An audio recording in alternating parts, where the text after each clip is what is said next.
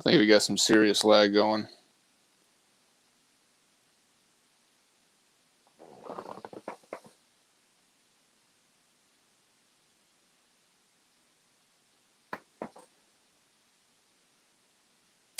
Well.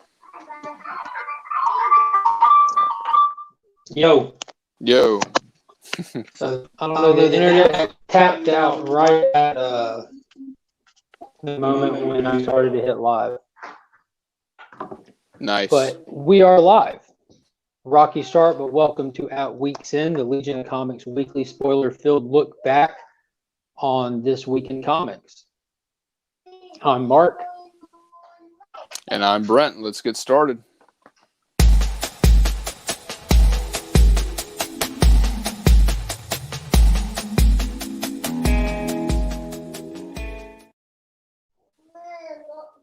What's everybody, and welcome to the Legion of Comics.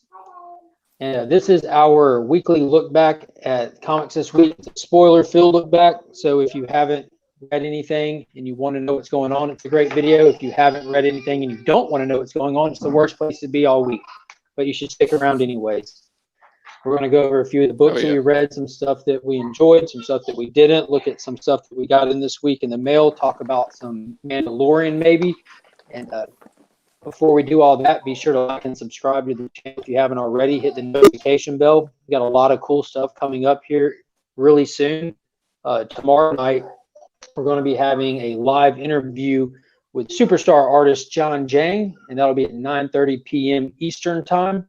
And he'll be on here live, so anybody in the chat who wants to ask him a question will be happy to point it his way. And if you can't make it to the live chat and you'd like to get some questions out there, go ahead and jump over to that video. It is up right now, and you can go ahead and jump in the chat and leave a question, and we'll make sure that we get it to him so you can watch it and then rewind, and your questions will be answered. So we're super excited about that. Oh, yeah. Very excited. Speaking of live chats, make sure you guys hit us up down there in the comments. Join in on the discussion. And also make sure you check out our Facebook page and Instagram page. Make sure you give us likes on all that stuff. We announce a lot of things through there as well. So come give us a shout.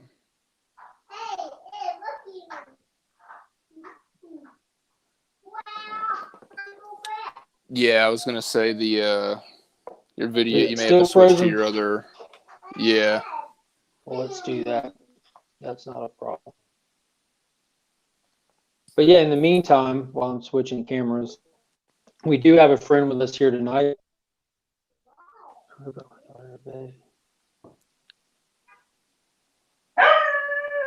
Well, hey there, Bert.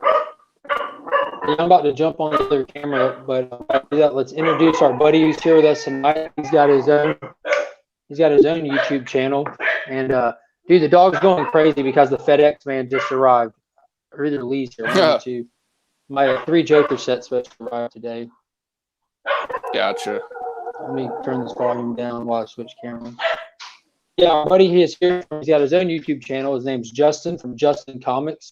Big Flash fan. He's a lot of good DC stuff. And he just had this awesome video he did unboxing this Iron Man statue. And everyone should definitely jump over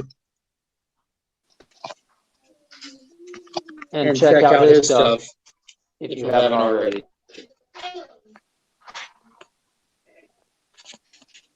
And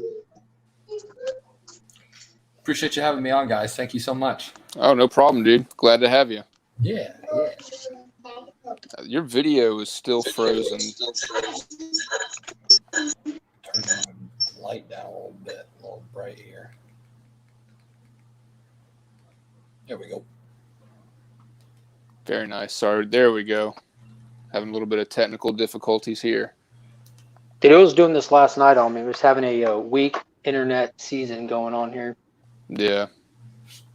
But that should do it. That's what I did last night to get it going. Looks good. Yeah, you look way better now. There you go. Appreciate it. You don't look so bad yourself, man. Appreciate it. What's going on, Justin? How are you? Doing well, man. Just got back from watching some football with my dad, so it's been a good day. Just chilling. Gonna pick up on some more comics tonight. I need to reread. I'm sure y'all picked it up, but Crossover really impressed with that, man.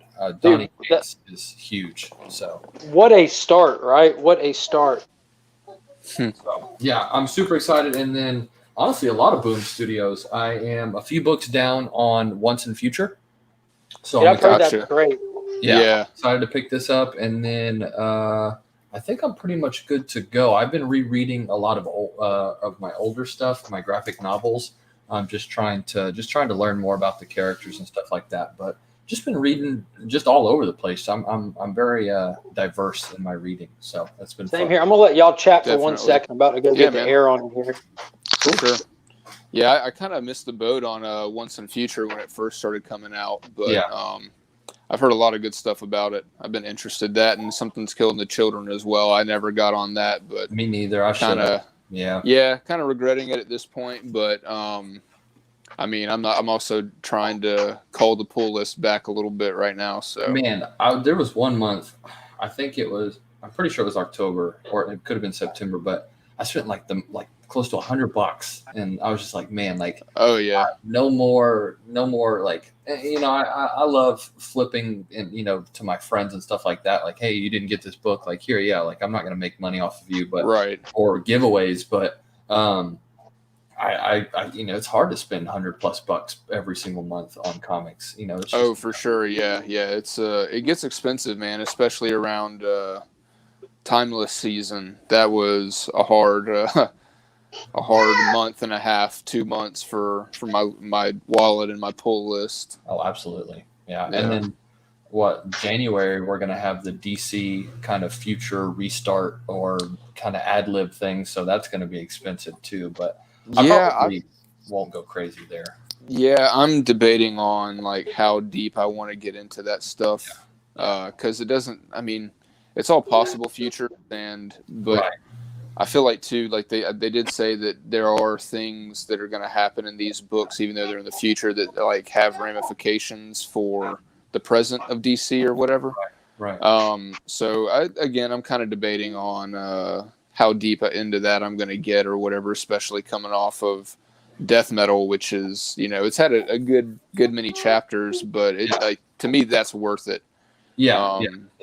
But the future state, I'm a little like, is this just a repackaged like 5G stuff that everybody was saying they didn't want to happen and DC said wasn't happening, but now it's kind of happening as something else? Yeah, no, I agree. And I'm very excited for Batman, Superman, and a couple more like along the like Batman Detective or whatever that one was, Dark Detective. Yeah. Flash is like, if I'm going just based off covers, I'm pissed because like there's like this weird zombie woman in the Flash outfit. Oh, okay, I am not excited for it, especially with how Flash has been reading these last 3 books. Right. I have not been excited, but yeah. Yeah, we'll see how it goes. I grabbed the Ronin book, but I haven't been reading that much Turtles.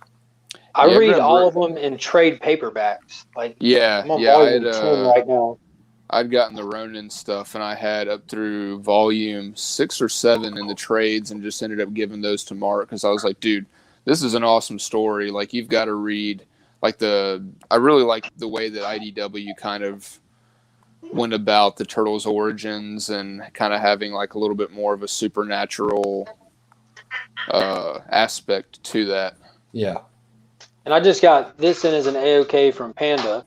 Nice. Oh, very nice. I got the 1 in 10 Eastman variant when it came out. My cover A, when I went to pick it up at my LCS, a guy came in asking if they had any. Like, this was the Friday after it came out. And of course, they didn't have any. So I just gave him my copy of cover A since he wasn't without a copy. Oh, that's awesome. Panda ended up AOKing me one. And I just got this in from 616 Comics. That's the Comic Jabroni tribute cover. Yeah. Like right there on the Ninja Star, it's got little RIP Jabroni on it. It's a Hal Laren cover. It's really pretty too, man. It's got so much intricate detail all over his cloths and stuff. It's looks a lot better in hand than it did in the photos. Nice. You said you got your 3 Jokers in the mail. What'd you get? Oh, me and Brent both. We pre-ordered the complete 15 cover. What are they called? Like deluxe premium variants. The premium variants. All 15 that hit the shelf. They did 5 covers for each one. Ooh, And like they did the regular cover A, then they had Batman for cover B or whoever. yeah. And then there's 3 other Joker ones. So we pre-ordered the whole 15 variant set. Hell And yeah. it was like $62. So it was super cheap. Yeah, Big that's discount on it.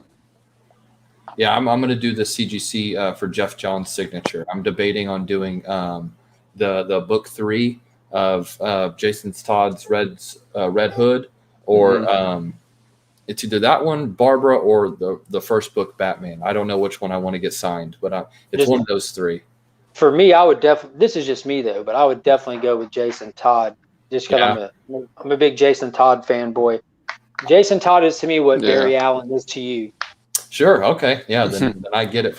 I have like the smallest snag at the bottom of the book, but I really like, everybody says they have a 9.9 or higher or 9.8 or whatever. Right. I feel like my Batman book is truly like perfect. Like I can't find a single like mark on it at all. But if I can fix that little nick on my Jason Todd cover, I'd probably get that one sent off. Well, those being those square bound books, you have a better shot at them not being as damaged too. Right. Yeah. And I'm sure you could probably, if you wanted to, you can probably still go to the store and find them on the shelf.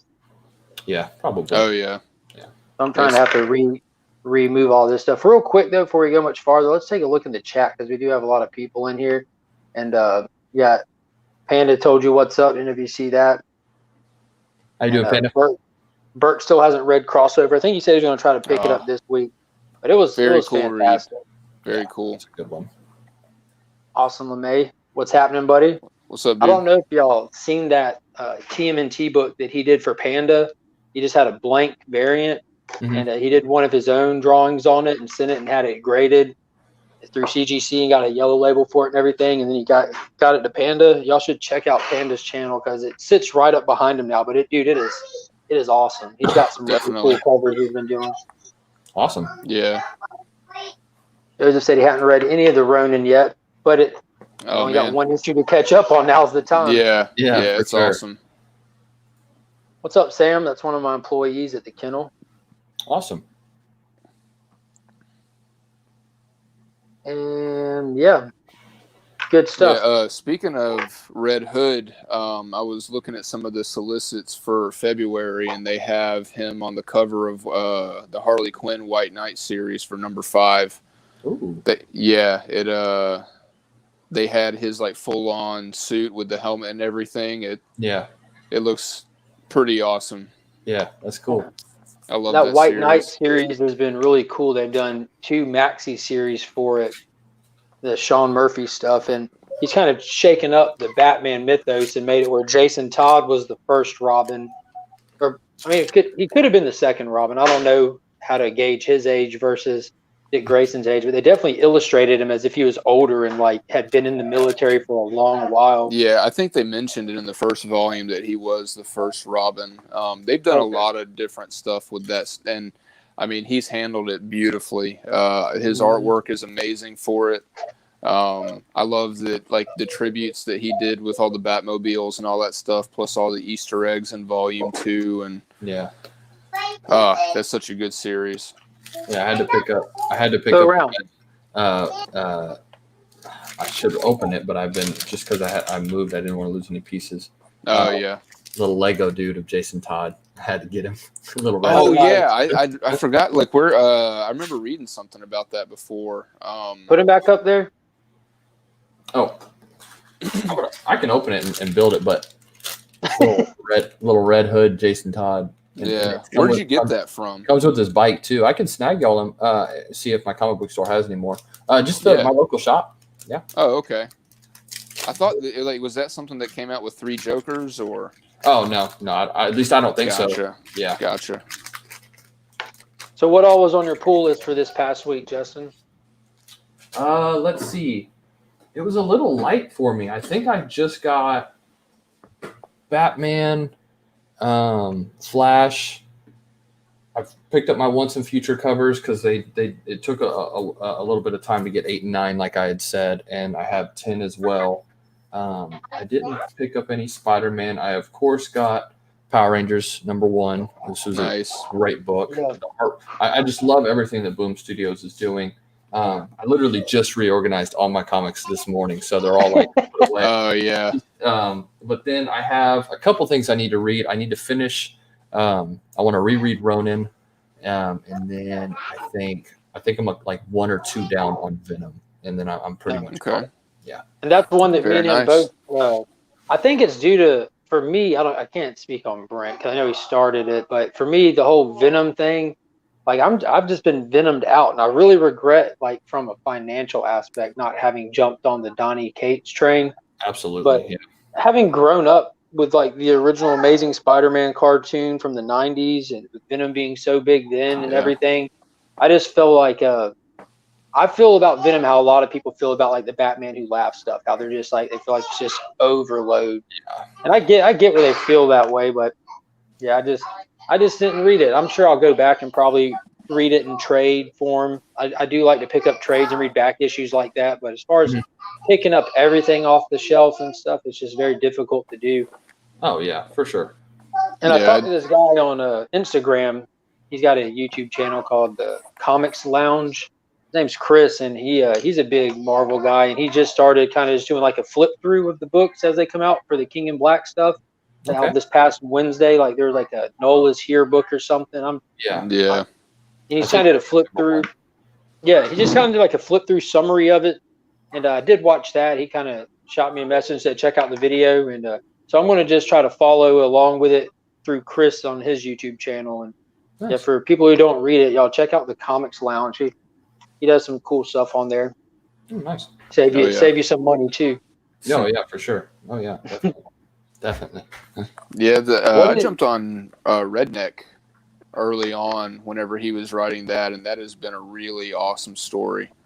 It's like a lot of it has to do with a family of vampires, but it's apparently loosely based off of his family's story and history and stuff like that. It has been awesome. If you haven't read it, I would highly recommend checking it out. Like, it goes super hard from issue 2. Like, issue 1 introduces everybody. Issue 2, it's like gangbusters right out the gate. Yes. So what did you guys think of Punchline #1? I know that's one that all 3 of us picked up. And Justin, I talked to you about it too. You got that awesome cover B that looks like the opening scene of Westworld. It does. Yeah, absolutely. As soon as you said that, I was like, I immediately agreed with you. Yeah, I liked it. It was cool because, you know, a lot of people were like, she was a big hyped character, and then she kind of got, you know, silenced just a tiny bit. But I liked her character a lot. I thought she was really cool, and I'm glad that is this just a one shot? I didn't look much into it. I think this was just a one shot. Yeah. I don't know if she's going to have an ongoing later. Yeah. But this is a character I was not excited for. Like, the villain ruined it for him. Dude, it was because I was picking up already and just reading like all the Justice League Doom War stuff that was leading into like Death Metal eventually, but that like led into the whole Batman Superman issue #1 that then sent you over to the Hell Arisen books. Right. And so I didn't have it on my cool list or anything. So when #3 was coming around, which I'm excited for, because the whole Lex Luthor aspect is the whole reason I was reading it. I thought this whole Apex Lex thing was awesome, where Perpetua had him pumped up and everything. And the whole Hell Arisen was just Apex Lex versus the Batman Who Laughs. And I just thought it was epic and awesome. And here comes #3, the big setup to the big battle. And then I hear they're introducing a brand new character, and I can't find a copy for cover price. I was so mad. Yeah. So I just had this huge chip on my shoulder toward this character. And for the record, Lex beat the Batman Who Laughs. He absolutely bested him at his own game. I just want to put that out there. I was so proud of Lex. I love that villain. He's just super cool. After the fact, after her coming out and me then knowing, like, getting the Batman issues that was coming up, I was just hoping so much, because I was so mad at that event, that Harley would just kill her in the first issue and it'd just be like a fake hype thing. But now that she's had some time to roll out, it would. That's what I said. Yeah. And Brent pointed out, like, there's no way they're going to do that. At the very least, they would just milk the cash cow. Sure. But thankfully, it's a good writer on it. Like, Tynan the Fourth has handled Batman so well. Instead of just burning the Batman candle at both ends, he's introducing new characters, giving them some depth and some weight, just not throwing them out there. And I thought they did a great job expanding her mythos in this and kind of getting it piecemeal too. Yeah. I thought it was really cool how you kind of got that through the point of view of another character though, with Harper Row. And her brother. Like, they're both listening to these like podcasts or videos, but for both for very different reasons and everything. And I think it's really cool too that they're going to be doing something more with Bluebird, because she kind of got introduced in Batman Eternal and has been pretty stagnant since then. But yeah, that'd be really cool. You know, she's a little bit more on the techie side with like Tim Drake and everything. So yeah, it was great too, because I've been rereading Batman, throughout the New 52, and I did the graphic novels. And in game, I won't dive into that because we could talk all day about that. Oh, I've been telling Mark about that for months. Have What's you that? Read? I have. Yeah, Mark hasn't. I have it sitting in there. I've been going back, especially with the DC Universe app, and just binge reading tons of DC stuff. I get hung up on different things at different times, though. Yeah, no, it's phenomenal, man. Like, they did, at least in my opinion, it's probably the new Batman is great, but what Snyder was doing, it just tops it, man. It was just so good. But I liked how they're bringing back those old characters. Ghostmaker, I think it's cool. If I can answer that first, but I think absolutely. I think he's cool. And also, Midtown Comics is doing like a pre-signed thing from Tinian, where you can buy 101, 102, and 103. Each book is like $20 signed. Oh wow, that's not bad. Have you seen the Matina cover for the next issue, where it's got like the Gothamscape at the bottom and Batman like from a side view, and then the Ghostmaker like straight on up beside him? It's got like a purple tint to the sky and stuff. I don't think I have. You pull that up. That'd be awesome. Yeah, I can't. I'm on a cell phone at this point. Yeah, let me. I'll try. Yeah. And that's 103. I think it is. I think it's the next issue. So 103. Matina. Okay.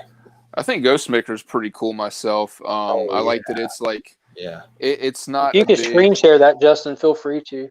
Sure. Yeah. Like, it's kind of the opposite spectrum of all his other villains. Like, this dude already knows who Bruce Wayne or Batman is. Like, he's known him for a very long time. He's trained with him and everything. I'm looking forward to seeing like what else this dude has up his sleeve myself. Yeah. Because it also kind of seems like a game to him. He's like, okay, we're gonna fight, but this is for Gotham. It's not for that little clown kid over there. Yeah, and it's rare that you see someone want to be like, not necessarily the new Batman, but someone wants to be the new hero of Gotham. So it's I think Azrael was about the last one. Yeah, that was a long time ago. So yeah, I have it pulled up for you. That's a cool cover. Yeah, you can throw it on the screen if you can. Let's see.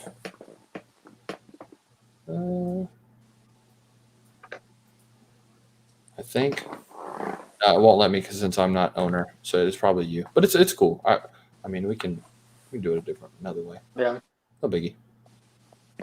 Yeah, I really enjoy the Ghostmaker character. Again, it's another character that the kind of the slow introduction of him, and that before the way they're kind of chopping up the battle with Batman, like kind of splicing in the backstory with the present stuff, and then they're not even going all the way into the backstory. They're even leaving that kind of a mystery as we go. So it's kind of dragging out some time to give us time to speculate on it. When they first showed the character at the end of Batman 100, I thought it was going to be Talia, kind of the way the artwork was and with the swords and talking about how they had a history and everything. Yeah. I was more excited to find out that he's introducing another new character. Yeah, totally. After Joker War, I have old Batman villain fatigue right now between Joker War and 3 Jokers. Yeah. What's going on, Alex? What's up, Comic Vatos? What's up, dude? That 3 Jokers was something else, man. I was pretty impressed, honestly.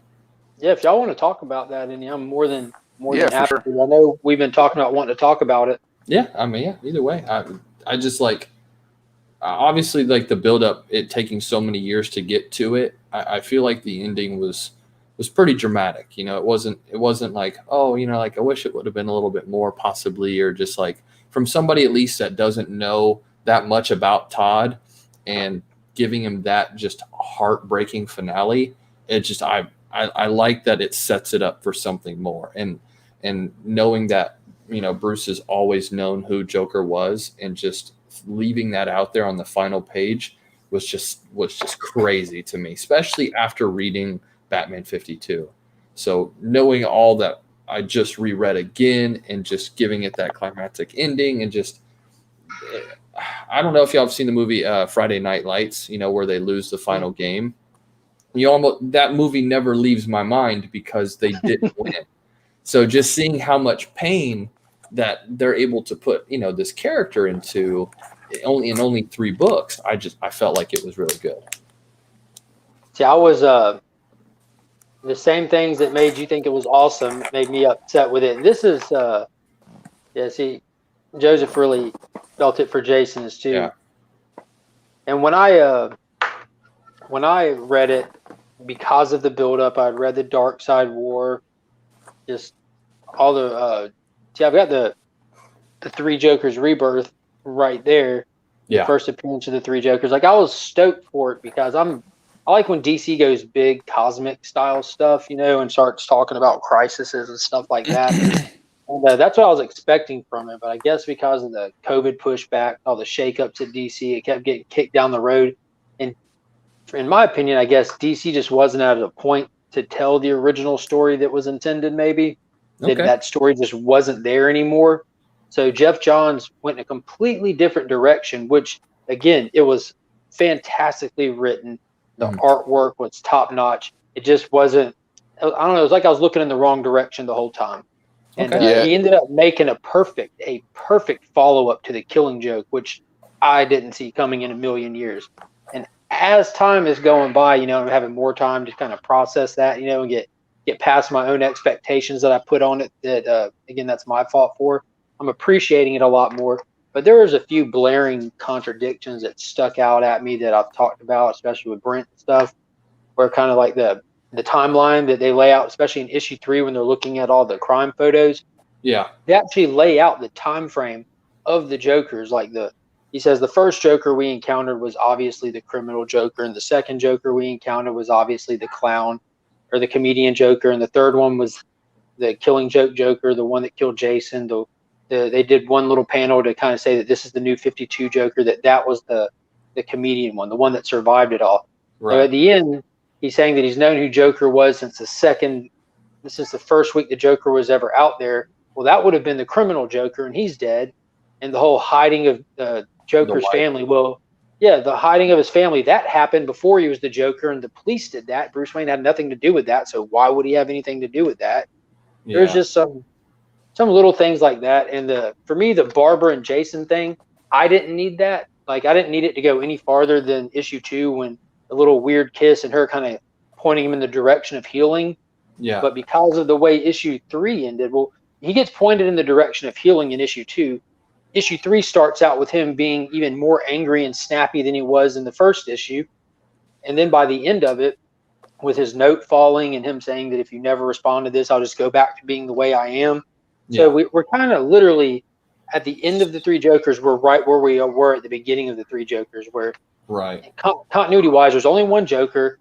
Jason's an SOB, which is awesome. He has no romantic attachment to anyone. Like, we're just right where we started. But the Joe Chill thing, I think, was kind of cool. The fact that they went to the theater with the whole Zorro and everything, I think that was horrible timing because the Joker War just came out. We'd just seen it in Batman 100 and everything. Yeah. So that was a COVID.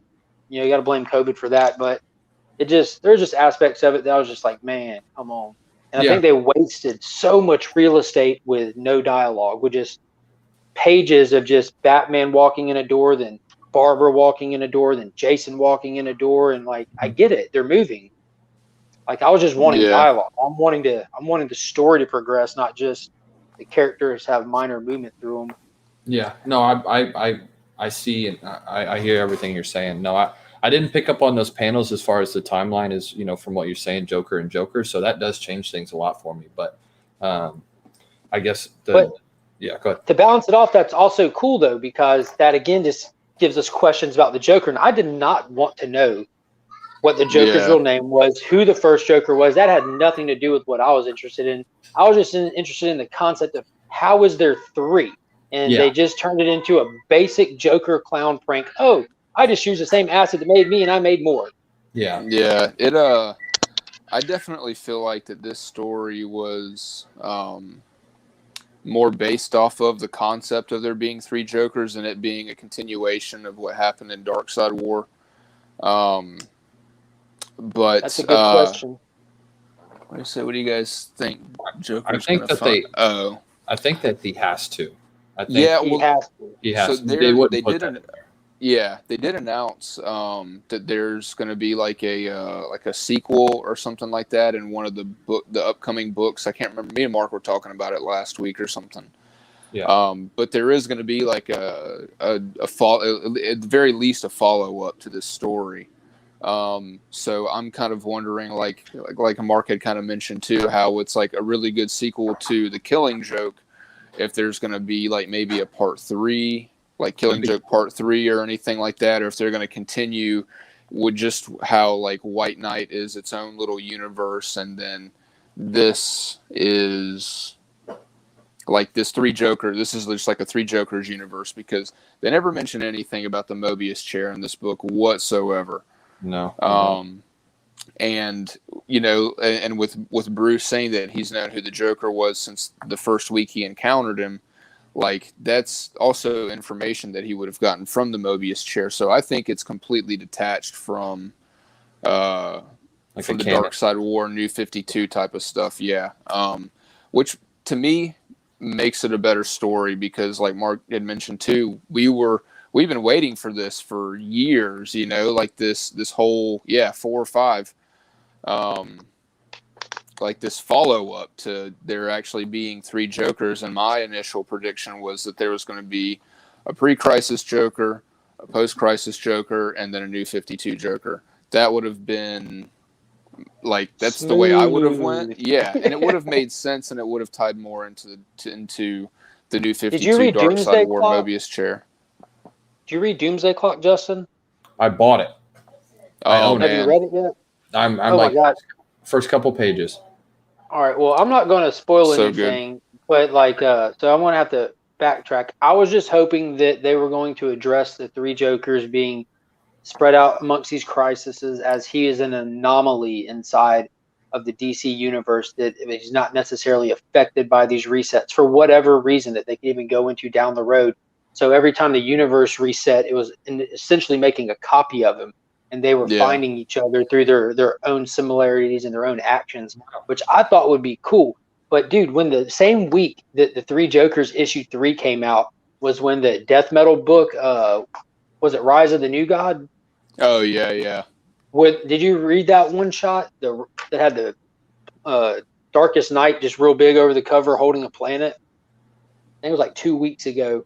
But you get this character. I have that one, but I haven't read it. I'll read it tonight. Well, I'm gonna throw this out there because it's not that You big can of a say deal. it. It's okay to say it. There's this character that you kind of follow through the journey through that issue, and he goes back to that thing that I'm talking about that I love, like where we're talking like multiverse of the DC universe. This We're dude's talking the like a source. giant cosmic entity. Yeah, like he serves the source. Oh wow. And it's his job to chronicle everything in the multiverse throughout all of time. He's been around for trillions of years. And he pops up in, Batman Who Laughs little dungeon where Wonder Woman was guarding in the beginning of the first issue of Death Metal, where she first pulled out the chainsaw and killed him. How they have those cells down there. That's where the Joker is. The current Joker, he's down there. Right. Well, he pops up down there for a second, and the Joker says something goofy to him. And he looks at him, and he just says, "I don't even understand why you're alive. You're such a small, inconsequential person in this universe. You're lucky that you're still here." Yeah, then he just dips out. So that whole thing was said the same week that I'm hoping that we get this big revelation that the Joker is somehow special. And I just felt so beat down that week when I finished the Three Jokers. Then I read that, and I'm like, golly. I couldn't have been more wrong. I'm gonna read that for sure. No, I bought the whole collection that came out on Amazon like a couple weeks ago because I was just scrolling through online and I read like a must read if you're a Jeff Johns fan, and I own almost everything but Doomsday. So I mean, Flashpoint, Forever Evil, Green Lantern Rebirth. That's the only one I don't own now. That was one on the list too. I'm gonna be honest with you. That's the only one you need to read. All of them are great. All of them are amazing. This isn't the Rebirth from where DC just did Rebirth a couple years ago. Yeah. This goes back to like 2004, 2005 when Green Lantern was a boring character and they put Jeff Johns on the book, and it was the start of the actual Green Lantern Corps that we know today with the different spectrums, everything like that. But when they gave him the book, Hal Jordan died like forever ago. He was one of those characters like Barry that stayed dead for a while. He went crazy, he killed the whole Corps. He was trying to like get enough power to bring Coast City back that had gotten destroyed, and he died. And he became the Spectre.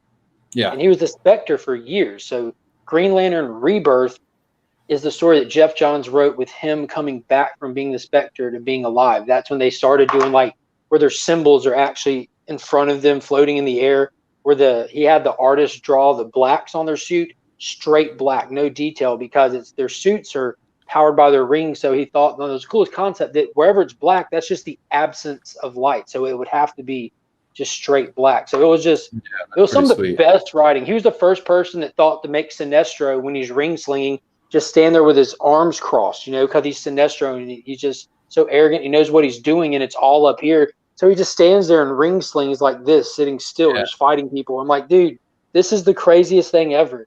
It's amazing. I'll check it out. Yeah, for sure. That's cool. I could fanboy out on some Jeff Johns. Oh yeah, man. Yeah. That's why he's the only person I'm going to pay $80 to sign a stupid book. I mean, I don't care about the 3-week turnaround, but like $80 is steep for a signature, man. But, yeah. But I'm excited for it. Did you see that him and the artist for Batman Earth 1 and Doomsday Clock, Gary Frank, they're jumping ship to Image. Wow.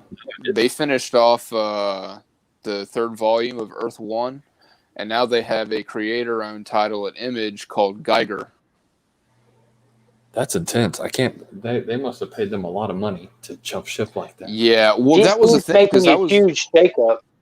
Yeah, DC is like getting rid of a lot of people. That's the one reason I was looking through the solicitations for February or March, because I wanted to see like what writers and artists are on all these books, and I could probably count on one hand the artists and writers that I recognize on all these like upcoming books and stuff like that. Interesting. I don't know if that scares me or, No, it's scary, dude. It's scary. It's a little, I'm scary, but like cautiously optimistic as well, because this is like, fresh blood. That's the scary part. Dude, what's happening is AT&T is slowly slimming these people down. They've been slimming DC down for a minute, and Jim Lee is absolutely leaving now. They just don't know if he's leaving comics for good, if he's going to retire, if he's moving to Image. None of that's been announced yet.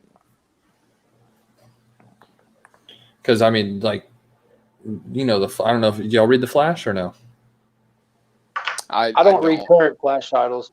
No, I'm a Wally West guy, my guy. We picked up like Flash Forward when it came out. We've been following Wally closely, but as far as Barry, not as much, man. I was very optimistic with the new writer. I liked, I hated I loved the final cover. But I hated that they gave me that cover, with him dragging away the Reverse Flash. Because I was like, that up as well. I am CG seeing this book if this is real. I love it so much. It's still my favorite cover. And I was like, okay, I see what you're doing. You're going the positive high road. I liked the ending. And then just the last last 3 books are just horrible. Absolutely. The Flash isn't fast enough to catch glass falling on people, it's just bad. me and somebody messaged me on Instagram about it, and it was just horrible. Ethan Van Sciver put out the big little thing about it. It hasn't been confirmed by Jim Lee or DC or AT&T yet, but everything that Ethan has put out so far has 100% been accurate. And he even said in the article that Jim Lee has just kind of was a stand-in president, co-president at DC Comics, that he wasn't the acting president. It was just more of an honorary title.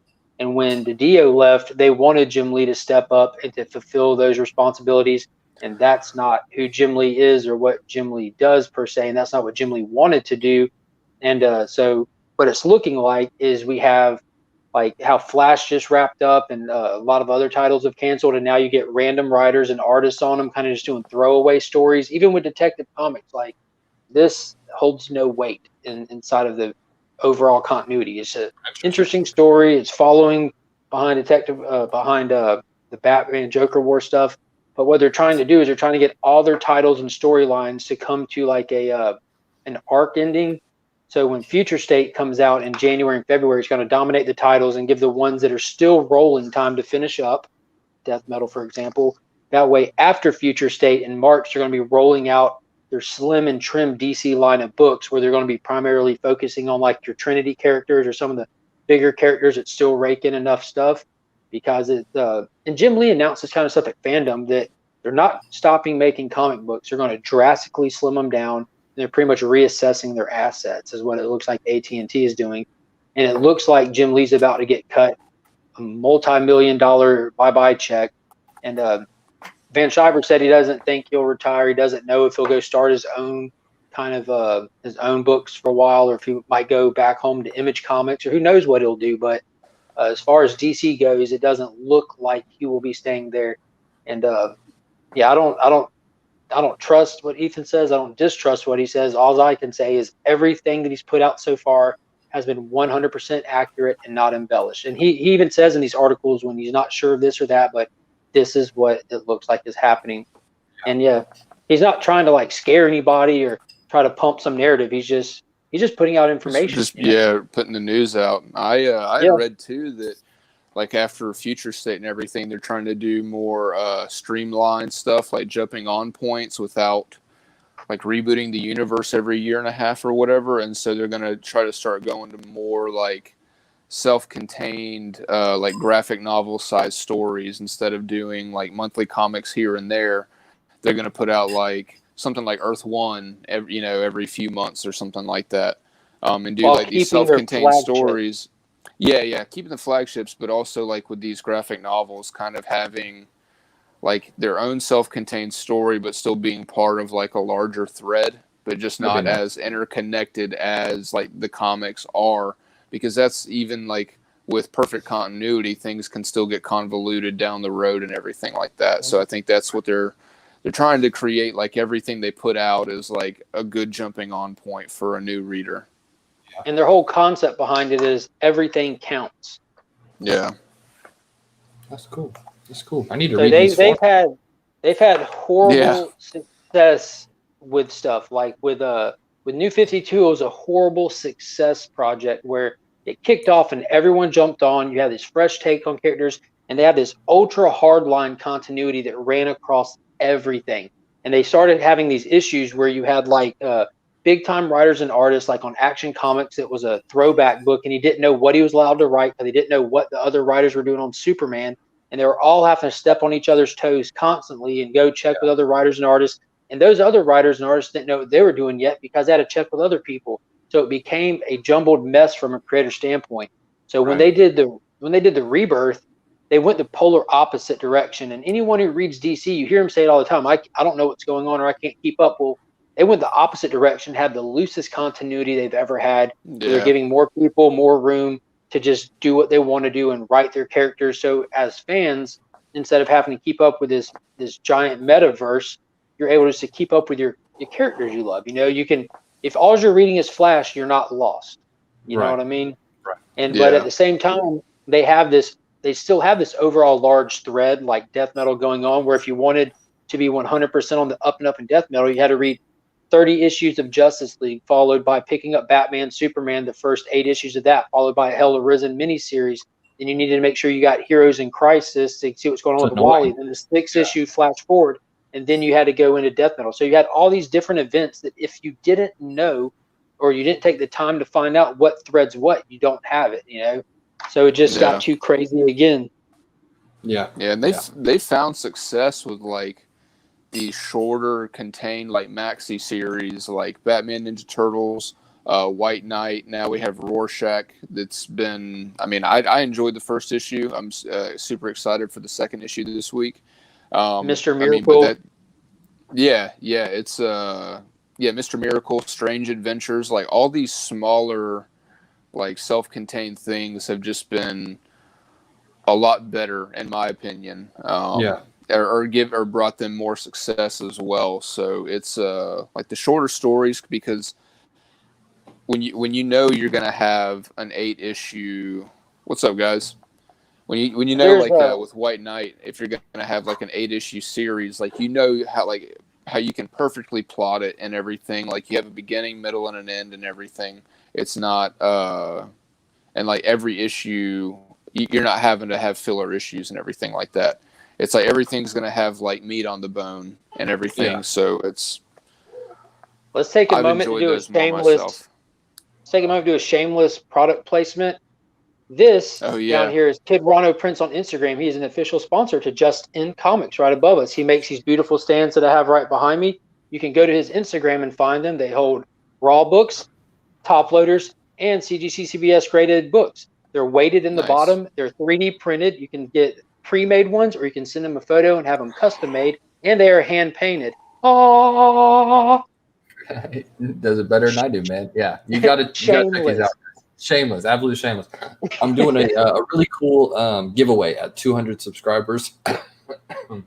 For 200 subs, I'm going to give away Thor #1, either cover 1 or cover 4, so cover D. And I'm pretty close. So yeah, very nice. Super excited about this. Burt Family 54 Comics is going to be doing another cover reveal coming up. I can't remember what shop that he said it was for, but yeah, looking forward to that. I believe he said it was some Ranger books. Yeah. And this dude is after my own heart. Like, this guy was talking 3 Jokers. Now he's talking about Deceased. Dude, oh, yeah. Dude, Deceased has been fun from start to finish. Like, all that Tom Taylor stuff. Tom Taylor is just a fun writer. When I said that I was going through the DC Universe app, just reading old New 52 era stuff, I'm a huge JSA fan. So they did the Earth 2 series during New 52. And so I ended up reading like all 60-something issues of that, like nonstop, like through the Earth 2 stuff. Then it turned into At World's End, where I actually got our weekend show title from, like at Weeks End, because that was so awesome. It just stuck with me. And started picking up the Deceased stuff, and I started spouting it off to Brent. And after about 2 issues or 3 issues of me spouting it off to him, he's like, just stop. I've got to get it. Yeah. So we've been on it hardcore, man. And now they introduced the New Gods into this series, man. And they got my man Constantine in it. Yeah. Right at a time when Brent saw bummed out because the current Constantine series was getting halted. I'm like, dude, it's cool, because they just front and centered him in Deceased. They just gave him a black label title, also written by Tom Taylor, which has been just phenomenal so far. And it's in that ultra prestige format, dude. I just love that writer, man. And he's doing We Only Find That I get it backwards. 7 Secrets also. You're there, Brent. So I don't know if you guys can hear me, but I can't hear you. I think I just dropped out. Yeah, we can hear you. Yeah, but he's also doing that 7 Secrets book that Boom Studios is putting out. I've been picking that up as well. I'm going to jump out real fast and jump back in. I can't hear anything. But that 7 Secrets that just came out, I don't know if anyone else is reading that. That's in the live chat. It's from the same guy who writes Deceased. If you've enjoyed his writing, I'm telling you, if you enjoyed Deceased, a lot of it is his writing. It's definitely not the artwork. I didn't pick that one up. The artwork is rough. Looks cool. Yeah, I definitely recommend the Deceased stuff. And We Only Find Them When They're Dead #3 came out this week. Oh yeah, I picked up #3. I wish I would have got that cover. I can send you one. I got 2 of them on accident. Oh yeah, we can trade some. Yeah, I don't. I go to my LCS. I'm off on Tuesdays and Fridays, so I'm a big DC guy. So that works out good. So me and Finn, my son, we go every Tuesday. And then when it comes to the indies and the Marvel books, I go on Fridays to the Augusta Book Exchange, Yeah. and yeah, not shameless at all. No, and Kid Rano, And, he's a really great guy too. Very he very is. nice to talk to, and he works hard on stuff. And he just started up a YouTube channel as well. So everybody in the chat, go over, check out his channel. Make sure you hit that subscribe, show him some love. And there it is. It's Joel Czar. Joel Czar is who's going to have it shared exclusive with the 616. And they have tons of Ranger stuff already. I've got a few of their stuff and some cool Ronin books they put out. But yeah. So on Friday, so on Wednesdays when I'm at work, there's actually another comic shop in town that's right by my work, and it's not my LCS. The one I go to, I've been going to since, my dad's been going to since before I was born. He's the reason why they have comics there. But they, so I went and pick up, every now and then I can't wait. Like I'll go get a variant of Power Rangers next to my work and a variant of something else I don't want to wait to read, And this one ended up in my subscription box also. So I got two of these. Yeah, it's a beautiful cover. I've been thinking about sending the first one to CGC, but I don't know. I like the cover A's as well. I've been just trying to get a cover A and B because the cover A's look so cool and iconic with just like a 50s sci-fi horror movie with just the big words splashed across it. Yeah. But these are just, they've done a different God for each one. And I'm just like, man, I can't pass that up either. I have God on book number 1, and then number 2, I got just the standard A cover. So I wish the third one they would have done a different color because I felt like it just copied it almost, but it's okay. My bad, Brent. I'm on my phone, not looking at the tablet hardly. No, you're good. I figured as much. With number 1, I didn't get the cover A or B. I'm going to end up having to go back and get that, but I did get the 1 per store variant, which I'm sure will work out pretty nicely. Yeah, they are Yellow Burke. They are they're called Gunners. They're gaming glasses. I have my eyes get very dry if I stare at a screen for too long, so I have to protect them. Yeah, I think you were on Burke's Thursday night stream one night when you first rocked those. Yeah. I have some clear ones, but they don't work as well. They I know they look a little silly, but they help my eyes for sure. Not at all, man. Totally understand. What were y'all talking about? We only find them when they're dead? Yes. Yeah. I couldn't agree more with this, Bert. Yeah. I'm trying to agree more, but I can't because that's how much I already agree. Yeah, that's Let's see. What's up, Burt fam? And yeah, I am officially part of the Burt fam. And if you guys haven't already, go over to Burt Family 54 Comic, hit that join button, and there's different tiers that you can join and follow his channel to contribute more. And he does a lot of cool kickbacks. Shout outs, you get cool little icons in the chat. You get all kind of extra emojis as well. And if you get the family tier, you're entered into his Burt box every month, which he just gave away his first Burt box this past Thursday in the live stream. And it was chock full of first appearances, including the first appearance of Robin King. It was easily an $80 value Burt box. So the money that you put in to support his channel in that way, if you win a Burt box once every, within the first 8 months, you got all your money back easily. So it's definitely worth taking a look, checking out. There are different tiers that you can join, but I highly recommend it. It's a really fun channel, great guys, a lot of good content. And here's another factoid from Steve himself. Justin, I'm sorry. I'm so sorry, Justin. I think I can't remember which Flash, because he has quite a few Flash fans that he's had on the show, but I think there was just one person that agreed that he was a Barry fan like myself. So, but I get it. I respect it. I understand. And I think for me and Brent are following. Dude, when it comes to me and Brent in comics, we're just like two peas in a pod. I just talk a lot faster than he does. It's the ADHD. But we grew up. Well, my dad's been collecting comics since like the early '60s. So we grew, and me and Brent have known each other forever. Yeah. So we grew up. I was like 8 years old. Yeah, we grew up surrounded by comics and surrounded by comic culture. Like kids were watching Disney Channel stuff. We were watching like the Michael Keaton Batman at that age. My dad was like showing us Starship Troopers when it came out, just making sure that he like made us close our eyes during the scene with nudity. There's actually no F words in it, so he was happy with it. But the violent stuff, like if mom was out of the room, he's like, y'all got to check this out. This is cool. But that's what we grew up on. So for us, we knew who Barry Allen was, like the old John Wesley Ship TV show from back in the day. My dad had that on bootleg VHS before it was even available and stuff like that. But That's amazing. Wally West was our Yeah. Flash. That was our Flash, not just our Flash, but he was a whole generation of Flash. It was a whole decade that we were going with him, even more than that before Barry came back around. So we watched and got introduced to this Flash who did these feats and these awesome things beyond Barry, and the comics were coming out of the 90s. They were really having to step up their game, and they were doing a really good job with it. My first job was at my LCS when like some major stories were rolling out and everything. And I remember the first time Barry popped back up after he died was in Infinite Crisis in 2006. And I about lost it, man, when he popped up out of the Speed Force just to grab Superboy Prime and tell Wally and Bart that they're not alone and to keep running. And dude, it was like one of those tear up moments. It was phenomenal. That's how Barry was for me. Yeah. You got all the speedsters running Superboy Prime, who's just slaughtered the Teen Titans and so many other people, trying to run him into the Speed Force, and Jay's tendons rip, and Wally actually goes too fast and he flashes into the Speed Force, and you're just left with Bart running, and Superboy Prime just looks creepy and excited. He just looks down at him. Instead of killing him, he decides to talk trash to him. He says, "Now you can't do it yourself. You're all alone." Then, but right behind him, Max Mercury, Johnny Quick, and Barry himself pop up out of the Speed Force, yoke him up, and say, "You ain't alone, kid. Keep running." I'm just like, yeah.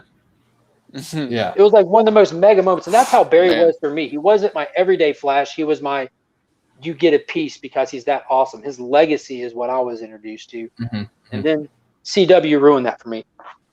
I really liked the CW show until the last 2 seasons. It's just I love the first 2, and after that, it's just been really stupid. I'm gonna give the next season a really cautious go, and then after that, it's I don't know.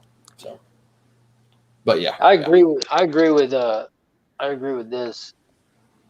Let me see if I get it to pop up. Yeah, that Wally's more relatable. Wally, to me, Wally is, and maybe just because he's younger, maybe because I'm not a CSI investigator. I don't know what it is that makes him more relatable. But he was just started being written like really well at a time that I started getting into comics. No, I can agree with that. I think I don't know. I think because I started collecting Barry's first, maybe, and maybe it's just what I picked up first. I don't know. It's not. I mean, if I really had to pick between, I don't think I really could, just because it's still the Flash.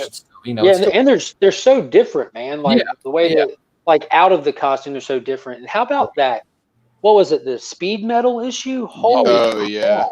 Yeah. Holy amazing. Crap. Yeah. That was really cool. I mentioned it before too. I felt like that was sort of like an official passing of the torch from Barry to Wally in that, because he was like, "You're the Flash now, dude," and like that. Just Wally's whole redemption story after Heroes in Crisis, like it renewed my love for that character. When I read that, I was just so taken away from his character. I was just so confused. Like, why would you make him do that? It was just weird. Hold up. I know a lot of people felt that way, but did y'all read the DC Universe one shot where he came back? And did y'all read the Titans, Rebirth Titans, not Teen Titans, but Titans with Wally and Dick and all them, and them at him? Dude, Wally did not come to grips with losing his wife and his kids. And it kind of, just the concept of him being broken, and the concept of like, and it was kind of an introduction to a different level of what the Speed Force is inside of these people. Yeah, because his powers were all jacked up as well. Yeah, they're having to contain themselves, and if they break on more than just a mental level. And for me, just the fact that we were teaming up Harley Quinn with Booster Gold, I'm like, Booster Gold action. Yeah, it was so weird. I loved it. Weird. It was weird. Different. It was different. It was. I love Booster Gold. Yeah. The old Booster Gold and Blue Beetle stuff. Go read some of that old stuff. It's fun. Yeah, it was good stuff. That's a good team right there. But he's just a funny character to me, and that was just that oddball match. But Tom King's good at exploring those like serious, like emotional, mental routes with these characters, and the fact that it affected people so much. It's like when you go see a movie and people are like, "Why didn't you like that movie?" Well, it scared me. Was it a horror movie? Yeah. Well, the movie did its job. Absolutely. Yeah. Yeah. So I think Heroes in Crisis, it was just so outside of the realm of what we expect. You get a lot of people that read superheroes and want just classic superhero style stories. That's not what Tom King does. He gives you character stories. Like he could write stuff that's not superhero related the same way. We just have to change the environment that characters are in. And I've been loving Strange Adventures for the same thing. Mr. Miracle blew my mind. I'm stoked for this Rorschach book that's been coming out. Oh yeah. Issue 2 comes out Wednesday. Yeah, I'm super excited for that. Yeah, Strange But Adventures, dude, has been I was happy awesome. with it. Yeah, I'm gonna have to pick up that Titans Rebirth or Titans. I'm gonna have to try. It's just Titans. When DC did the Rebirth with all their titles here recently, like right after the New 52. Yeah, if you read the DC Universe one shot, then you pick up Titans and have your heart broken all over again.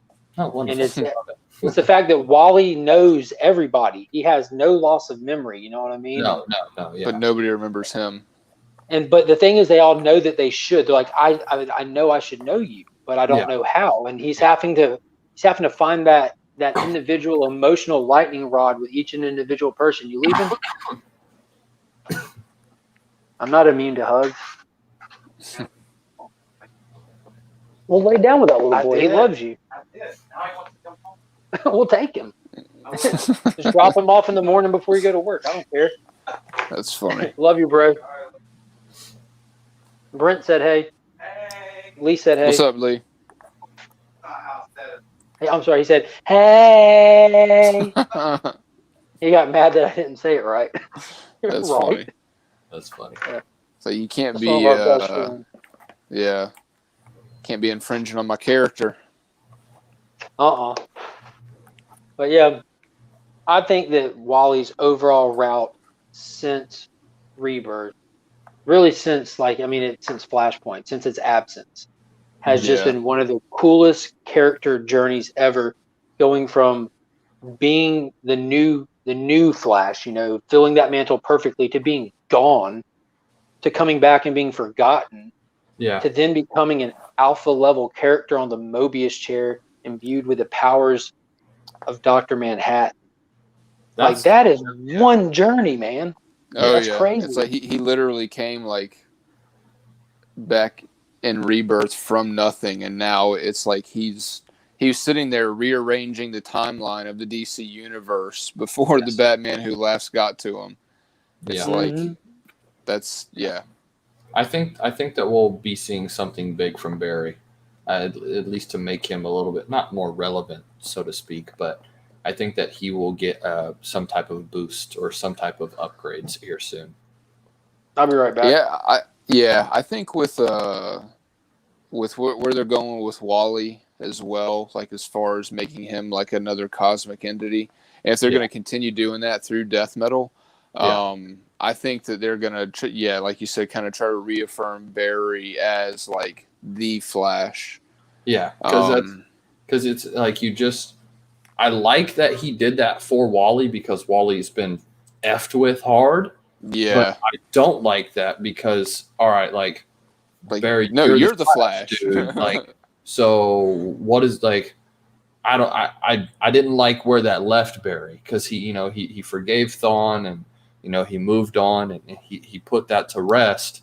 So now he's kind of unburdened and now it's like, so that was just weird for me. Like I hope I could see how it could be canon as far as like keeping it truly in the story, but I don't know if I would. So I don't know. I'm just interested. That's why I'm so pissed at the last 3 issues. It's just because the Barry's like weak again. All of a sudden, he's getting picked on by like Trickster and like these random ass characters. So it's see, I don't know, man. Like they Mark mentioned earlier how they're kind of doing these like one-off throwaway stories and stuff in certain titles and everything.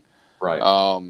I now again, I don't read Flash myself, but kind of just from what you're describing, that kind of sounds like what it is. Yeah, I could agree 100%.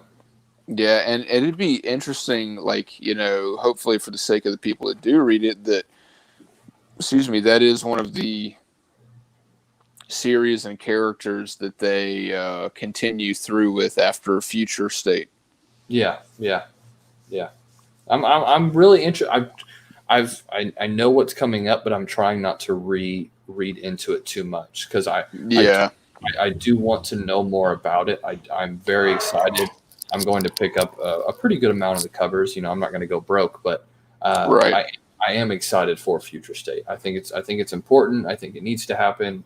Especially, Marco was saying was about making stories not so spider webbed and making stories Yeah. more aligned and easier to read because there's some story like even Joker War, like it branched off like in a bunch of different ways, and I'm like, I'm not picking Yeah. up this and this. Like it gets too much. So I'm interested to see For where sure. they're going to go with it for sure. Screw Tom King. Well, here we go. The other side of the spectrum. I love it. He could make a character stare at paint. Yeah. You could. Yeah. As far And as I can Future tell you State now, I goes think for I me, think Burke doesn't like him because of his run on Batman. I think that's what soured his Oh, taste buds yeah. on Tom King. I thought it was all right.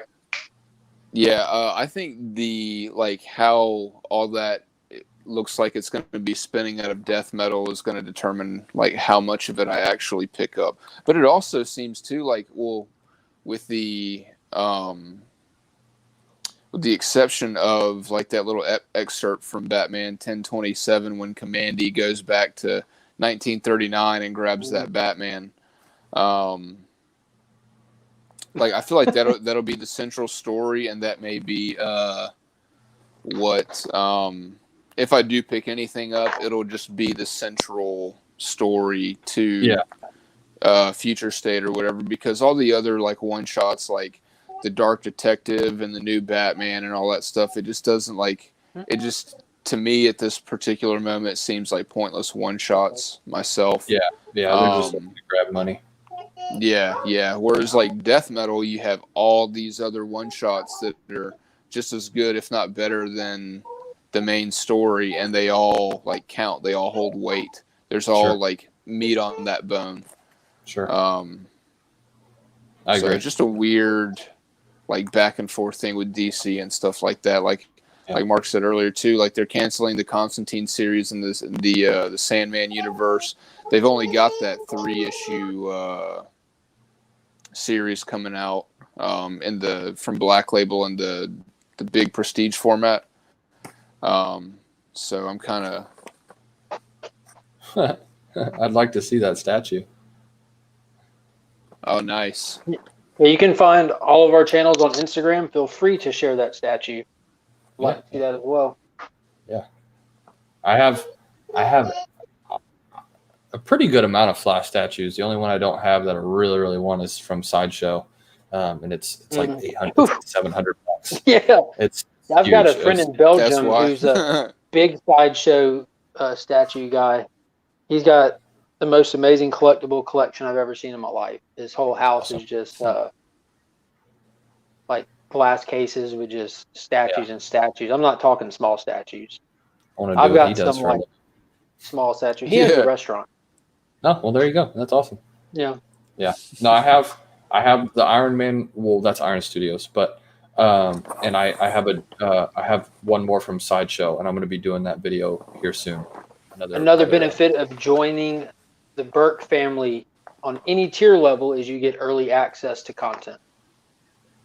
It's true. I love shamelessly plugging anybody who could use some shameless plugging. It's enjoyable.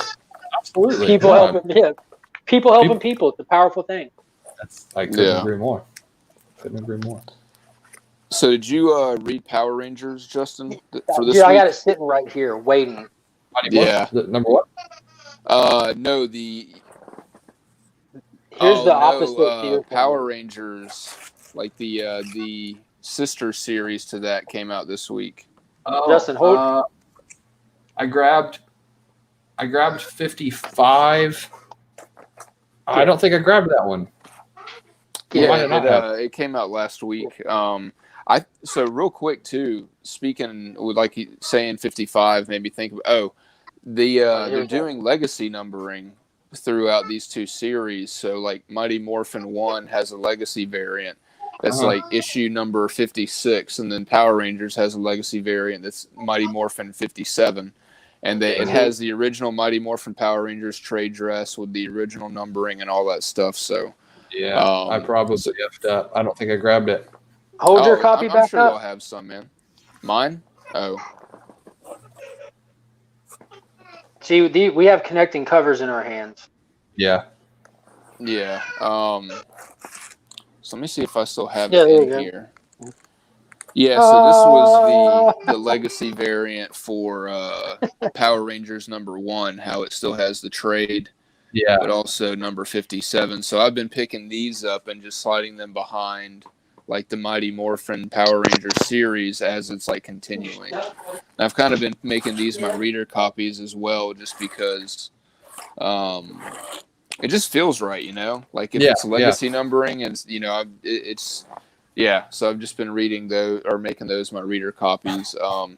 But since we're on Power Rangers, I need to pick that up. Then. What's that?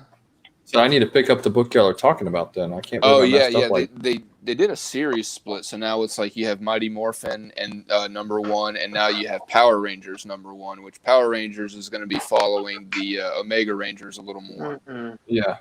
But this came in a day or two ago, maybe yesterday, but picked up my Scorpion exclusive Power Rangers #1. That's a great looking cover, man. Oh yeah, it's I almost went with the Virgin, but Mark and I both had the same sentiment as like this one needs to have a trade dress.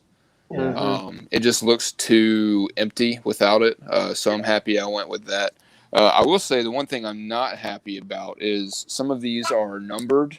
You know, they'll do like, you know, this is, you know, whatever out of 800.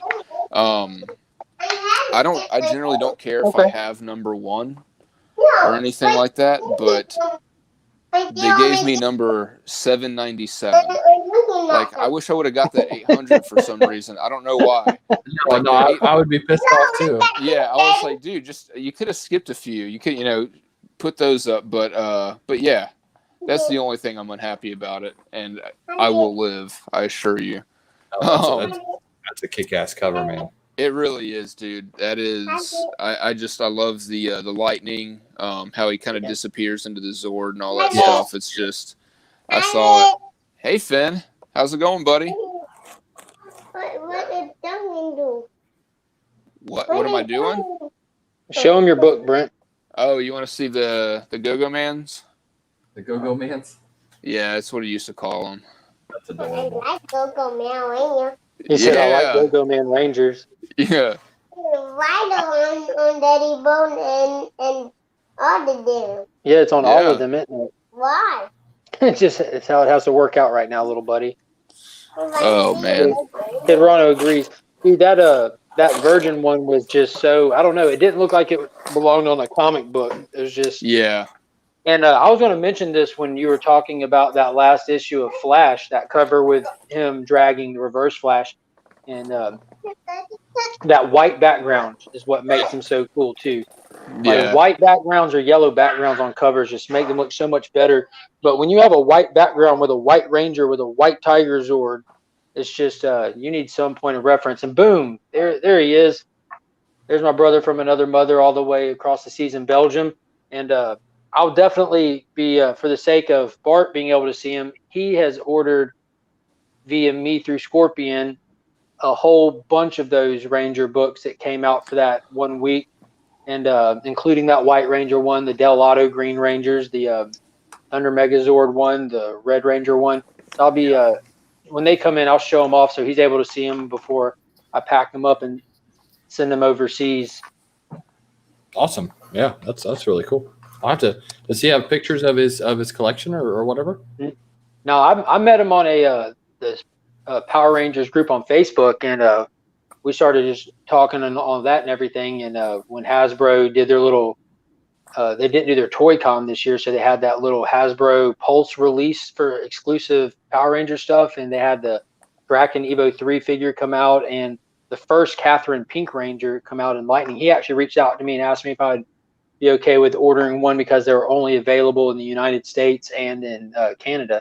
So I ordered one that I'm waiting to get here, and we've been talking every day since Power Ranger stuff and exclusive variants and this and that. And I've got an entire closet full of swag that will be heading his way soon. It's just really expensive for people overseas to order stuff here. You know, by the time you order 4 or 5 individual things through individual shipments and stuff, you just paid 10 times what it was worth. It's unfortunate, but yeah, you're absolutely right.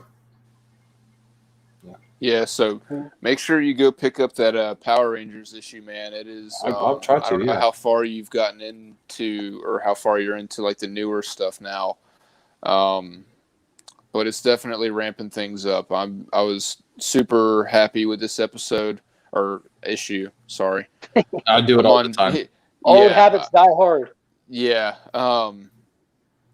but a little bit more into like Zordon's backstory and stuff like that, so it's been pretty cool. Yeah, dude, I was getting upset with the way Power Rangers was going because I feel like the writing kind of dipped down. I feel like the art was pretty much committing suicide.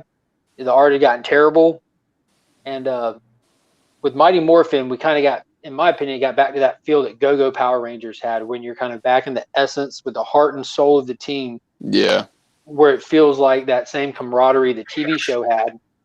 And this new one, has found the most smoothest, perfect way to set itself aside. And it starts out with that same feel as Mighty Morphin. And you'll see when you read it, there's this one moment, this one panel where it clearly takes a turn into the new dynamic of what this is about to be.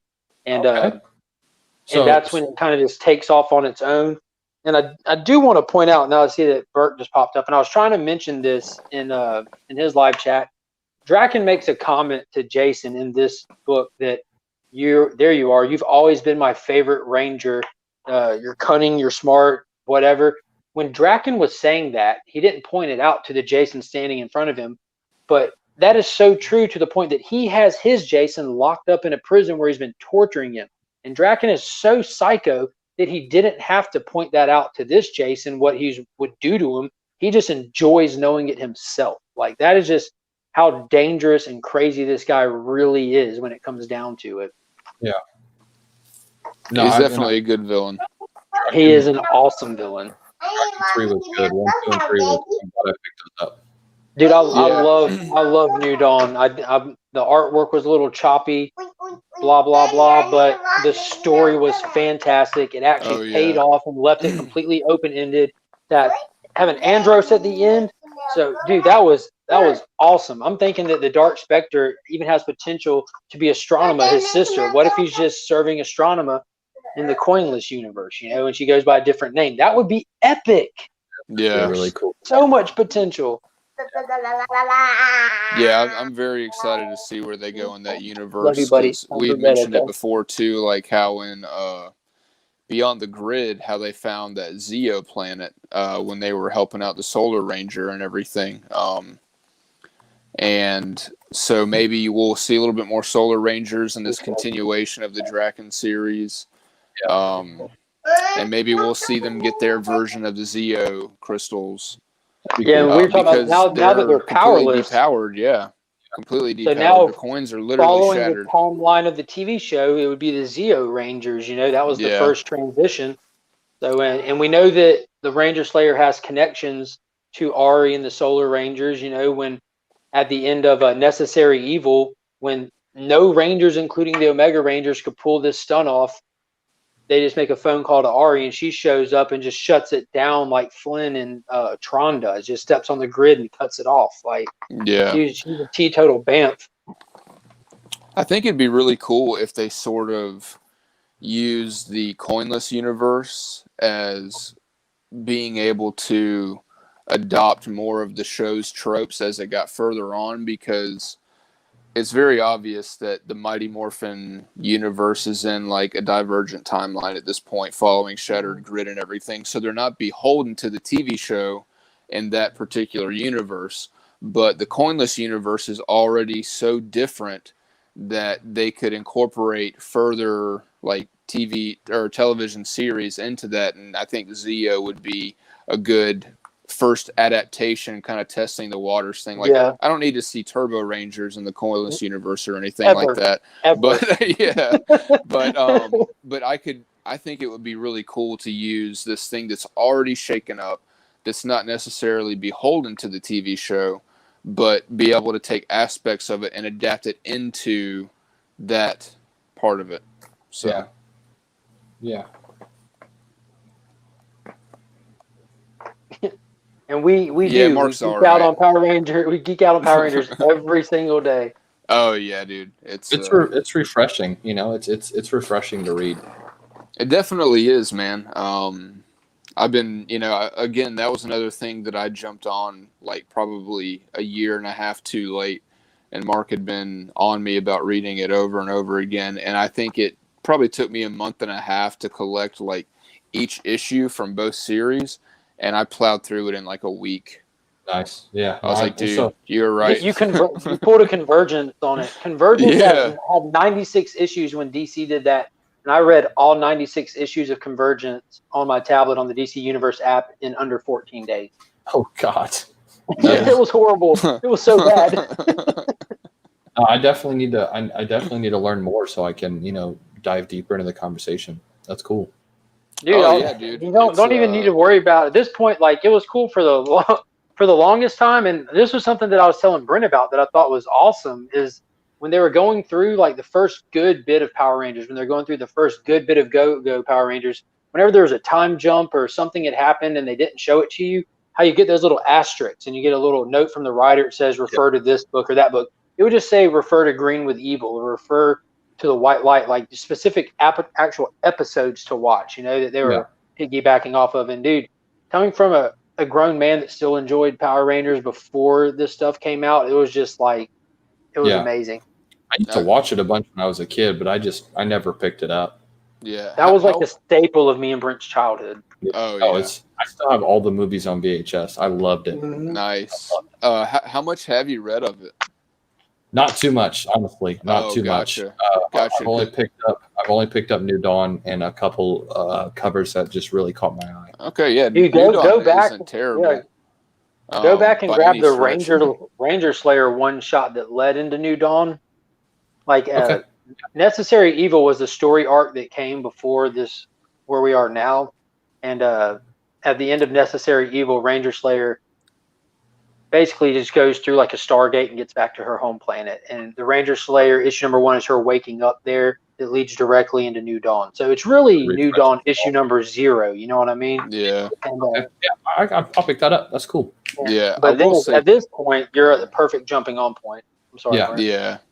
I will say that the way, because Go-Go and Mighty Morphin, those two series they're like the same timeline of the same people, but Go-Go is set a little before.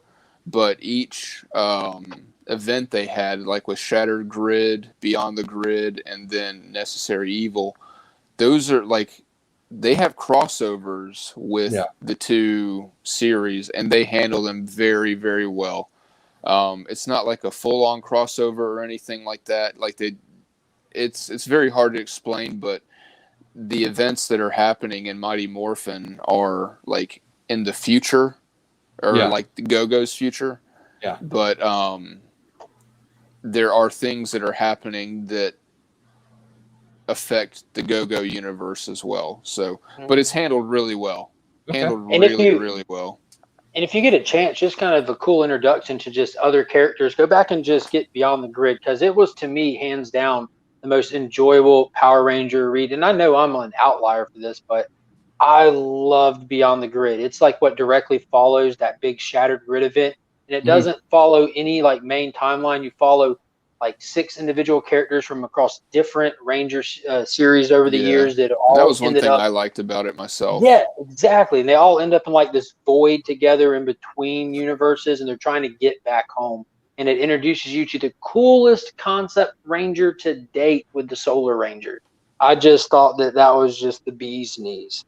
And Bert, all of those things are great, my man, but you need to diversify your assets. Oh yeah. I know me and Mark have been talking about this.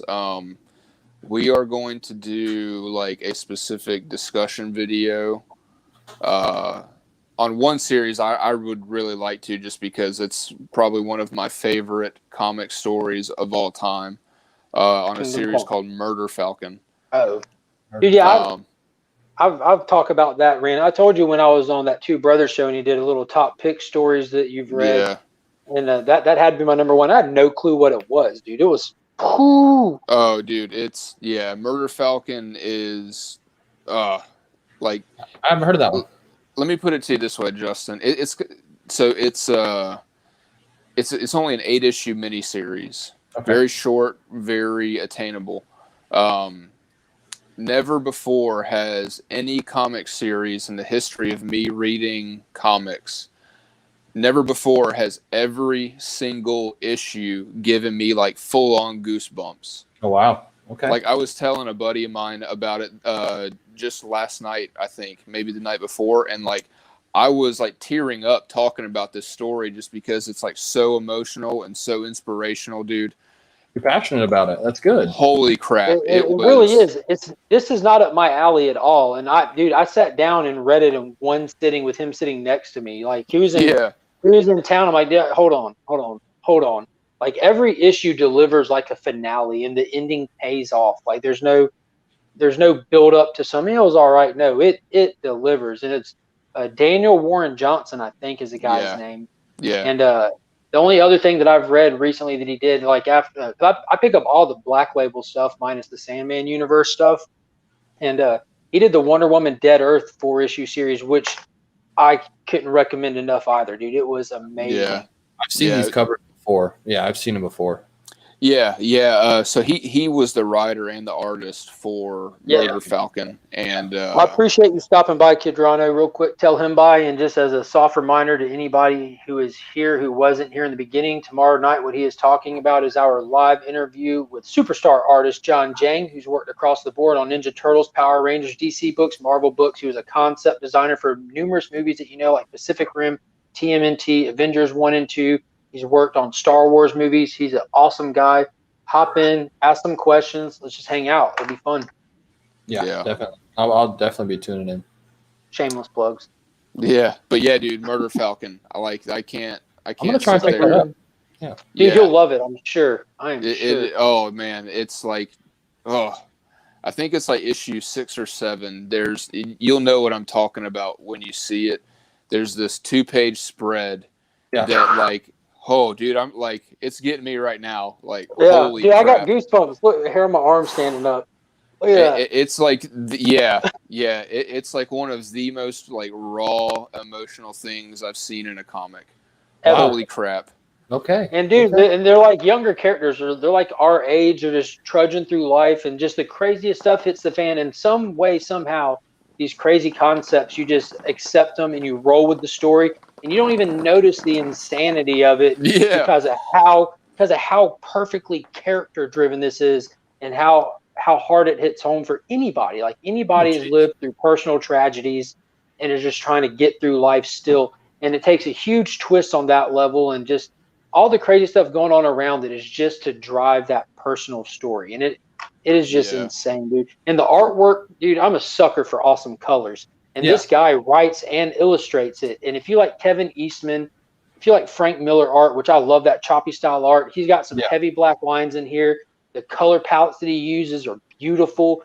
Dude, you can just sit there and just look at the art, man. It's just like, wow. And it's so original to his style. After you read this, you'll never see a picture he does again and not know that's the Murder Falcon guy.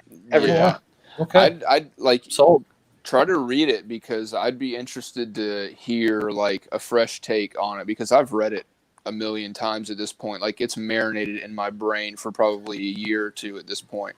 So read it and jump in the we'll do this discussion again with us. I'll actually try. If you get a chance to read it, just touch base with us. Let us know. Yeah, I think I paid $15 for the trade, because I had been on Mark about reading it, and he's like, "Yeah, I'll get to it," and I was like, I could tell just by the covers. Well, I just knew that it wasn't something he was going to like go out jump on that week. And I've still been trying to get him to read Silver Surfer Black for the past 9 months. I want to read it, dude. I haven't.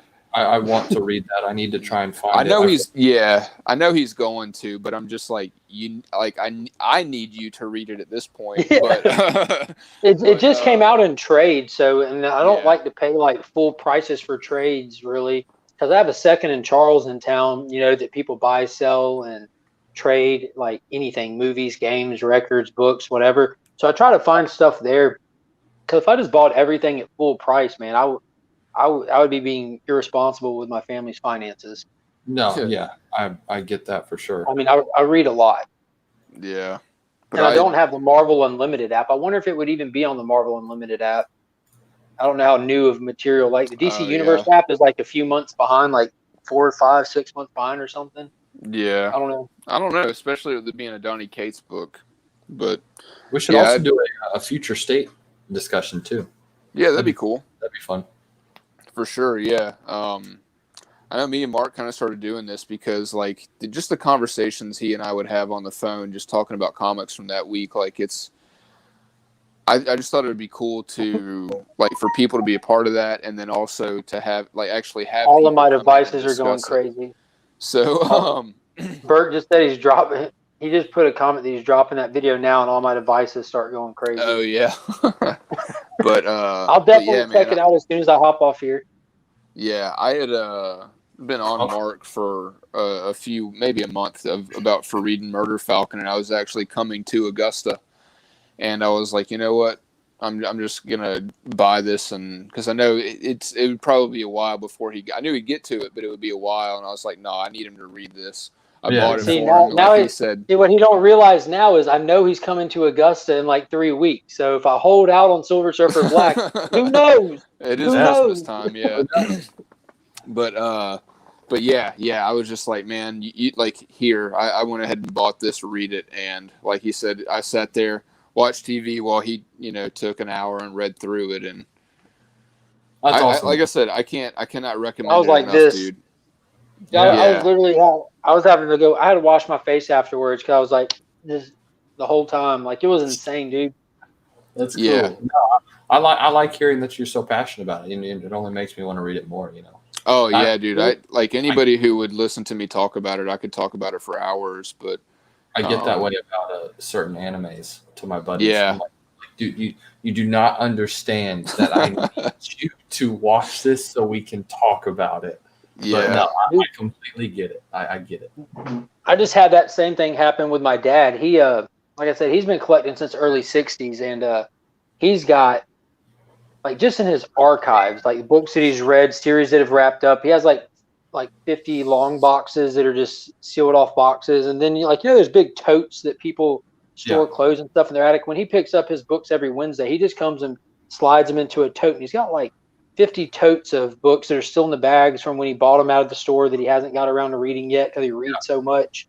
And he paused what he was reading, and he'll pick up a trade and read something new here and there that's kind of outside of like mainline comics. And he just read Irredeemable from Boom, and he talked that up so much that when I went over to pick the kids up from his house yesterday, I brought home his omnibus, and I just started reading that, and that's nice. Insane so far. I don't know if y'all have ever read that, but Boom doesn't miss. No, I haven't. They do not miss.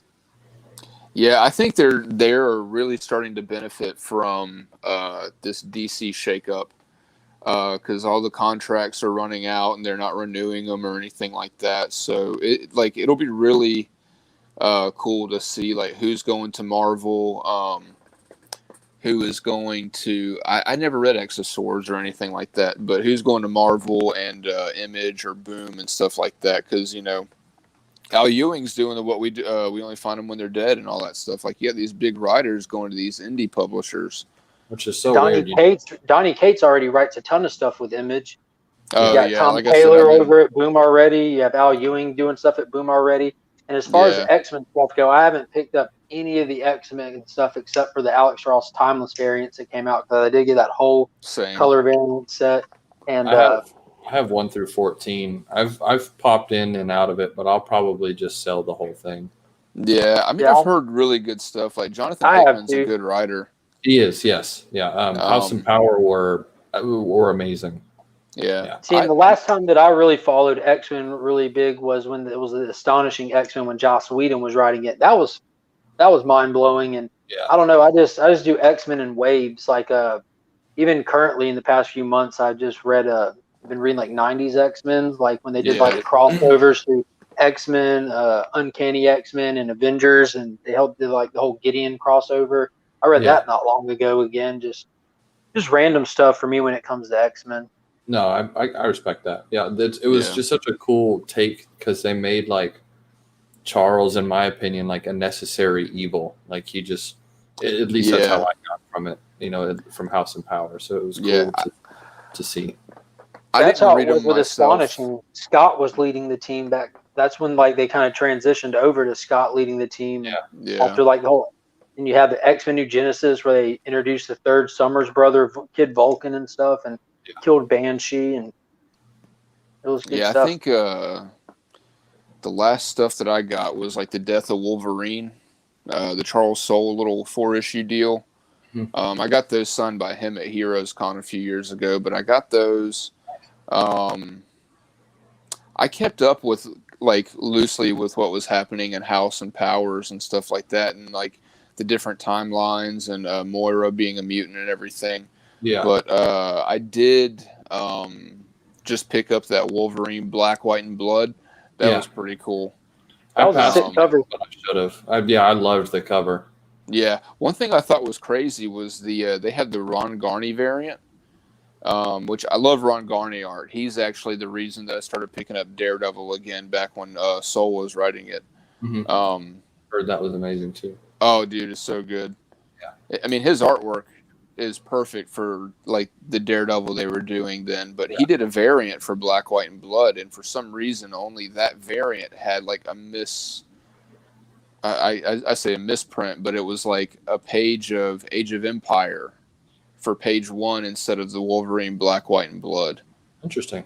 Yeah, I'd show it, but I've already put them away, unfortunately, in there. I think I'm the only And, person like, who leaves my book out every week. I left them out this time, but that was a previous. That was like previous, not last week, but the week before. Brent, you I dropped think it'll 7 come Secrets, didn't you? I didn't pick it up this week. Yeah, I need to actually call a little bit more. But yeah. Superman was really good. Don't know if anyone's reading Superman. They have that whole new villain Sinmar in there, and Ivan Ray's artwork is phenomenal. Me and Brent were already talking about this. It's like a love child between Neil Adams and I can't remember who else. Jim Lee. Yes, who I it's like mentioned. it looks like a love child between Neil Adams and Jim Lee artwork, and it's beautiful. This villain is really cool, and I like Superman. Like Superman stuff. Highly recommend it. Iron Man #3. I'm hoping that this series gets a little bit better. It's not bad, but they're going with the same formula that Immortal Hulk really set a standard for. He's trend pimping right now. We kind of taking these characters back to their nuts and bolts is the way that they solicitated the book. And same thing they just did with Batman, kind of breaking him down to the simpler, more standard Batman without all the extra stuff. And that's what they've done with Iron Man, just took him back down to the mechanical suit and getting down to the character. But it's not really catching me yet. And if it wasn't for those covers, I probably would drop it at this issue. But yeah, I'm going to at least finish out the first story arc. Yeah. It's cool. It's cool. I don't know what else I got. Oh, I did pick up these little gems. They just announced that the Vigilante is going to be starring alongside with John Cena's Peacemaker HBO Max TV show. Mm-hmm. So I got the first cameo appearance of the Vigilante, and I got the first full appearance of the Vigilante. I got those for super cheap. They got them at a good price at a local store called Dead Media Collectibles. You can find them on Facebook. He posts a lot of cool stuff up there. He gets tons of good stuff. Everyone should check him out. Really nice guy, too. Oh, yeah. Awesome. Angel's a good dude. Very good dude. Real good dude. Yeah. Well, guys, I think I'm going to bounce because I have an essay due tonight. And good luck with that, my friend. Sleepy here soon. Yeah. Well, you take it easy, Justin. I definitely enjoyed it. And I'm sure I'll be talking to you on Instagram here soon. Of course, guys. Yeah, no, I'm gonna try my best to pick up that book y'all suggested either tomorrow or the next day, and Awesome. then I'll definitely be tuning in next week. Y'all said it was Murder Falcon, right? Yes. Falcon. Crazy Falcon with a big metal arm. Yeah, I have you it right can't here. miss it. No, yeah, Yeah. cool. You search Murder Falcon, that's all you'll get. Yeah. Maybe they have. I hope. Maybe they have a Some weird graphic. Animal Planet stuff. Yeah. Yeah, I got the graphic novel for it myself. Yeah, I'll probably pick up that. I like reading things continuously.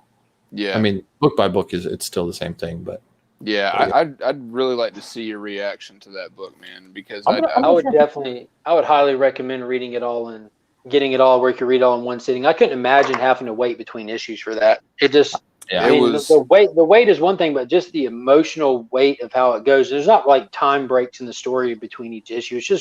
It's one front to back story. Yeah. Well, again, I can't say thank you enough. My first time on, y'all have been phenomenally great, so I appreciate it. Oh all. yeah, man. But I've It's had been a awesome having blast. you on too. Yeah, of course. Well, I will be back next time. We'll run it back. So I appreciate it again, guys. Sounds good, man. All right, Justin, you take it easy, bro. You too, guys. Thank you. And Brent, check this comment out right here.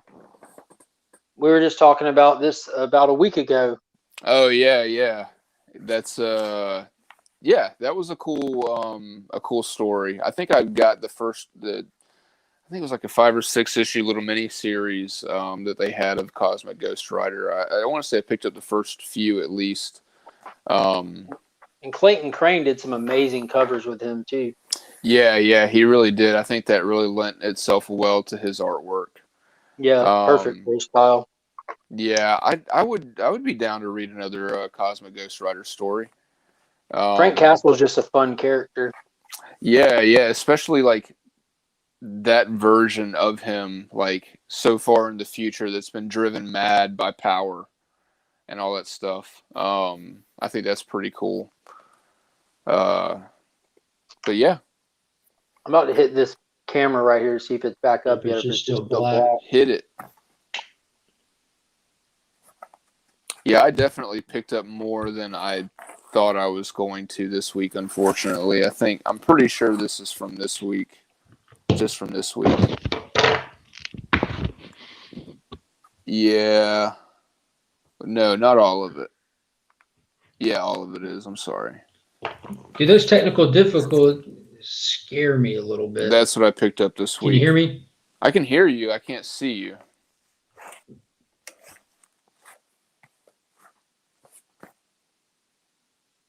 Well, he figures that out. I picked this Can you hear up. me now? I can hear you, but I can't see you. I picked this book up. This is the autumnal number 2. Hey, I can see you now. Yeah, it shows up on my end. I don't know why it doesn't show up on that end, which kind of scares me because I'd rather use my nicer device for tomorrow. Yeah. I was having issues with it last night as well. So the phone's working perfectly great. Yeah. Maybe It's just back. cut your tablet off and on again. And I'm going to restart the internet tonight as well. There you The go. actual modem. I don't know what the deal is. Yeah. But autumnal, it kind of follows this mom and daughter duo that's kind of come back to this sleepy, quiet little town or whatever because of her mother's death. And when they open her casket, it's nothing but leaves hanging out there. And then you start to notice like all these people are really weird about raking their leaves up and stuff. And like, yeah, I know it sounds weird. That sounds super cool. Yeah, but they the mom and the daughter end up going to the house that they inherited from her mom. And there are people in the house and they're like, "Oh, we're just cleaning up." And she's like, "No." And they're like, "You don't forget to rake your leaves. Like you have to rake them." And they're like, "No." And so she ends up raking it up and she's like, "Hey, jump in the leaves. It's fun," telling her daughter to and stuff like that. And these twin boys are like, "You're not supposed to like mess with the leaves or anything like that." So they're jumping in it because the mom's like, "Oh no, it's cool. They're just leaves." So they're jumping in there and they're like, "Oh, I can feel the witch grabbing at my feet. Ha ha ha." And then like this other mom like comes up and snatches her kids out of there. So It's got this kind of like almost like a Blair Witch type of vibe to it, just in tone. But it's sort of alluded that there's like, you know, some sort of weird supernatural witchcraft going on with the leaves in this town, which is pretty cool. I'm going to give it another issue or two, give it a shot. So Nice. Did that just come out this week? it did, yeah. And then I'm excited for Atlantis Wasn't Built for Tourists coming out this week as well. Number 3. That's been a pretty cool read. Is that screen all black on your side? No, you're good. I can see on Weird. it.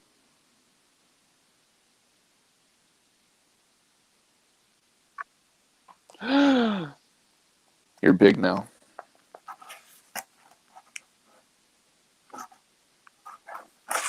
Let's see what else, dude. This is bothering me. I mean, I can see both screens.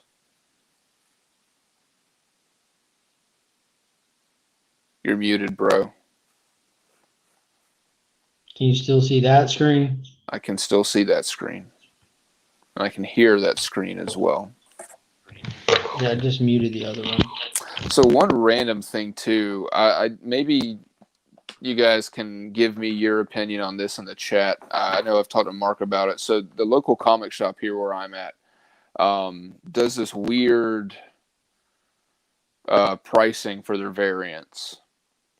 Yeah. Watch your words, Brent. You still shop there. Yeah. Well, I mean, it's I'm not like dogging it or anything. I'm just wondering what the practice behind it is. I like your shirt. So like what'll happen is they'll basically do a buy one get one. So like say there's a book that you might normally pay $8, $10, $12 for, like a 1 in 10. It might be priced at like a $25 price tag, but it's also priced as a buy one get one. So you can get any other variant that's $25 or less for free.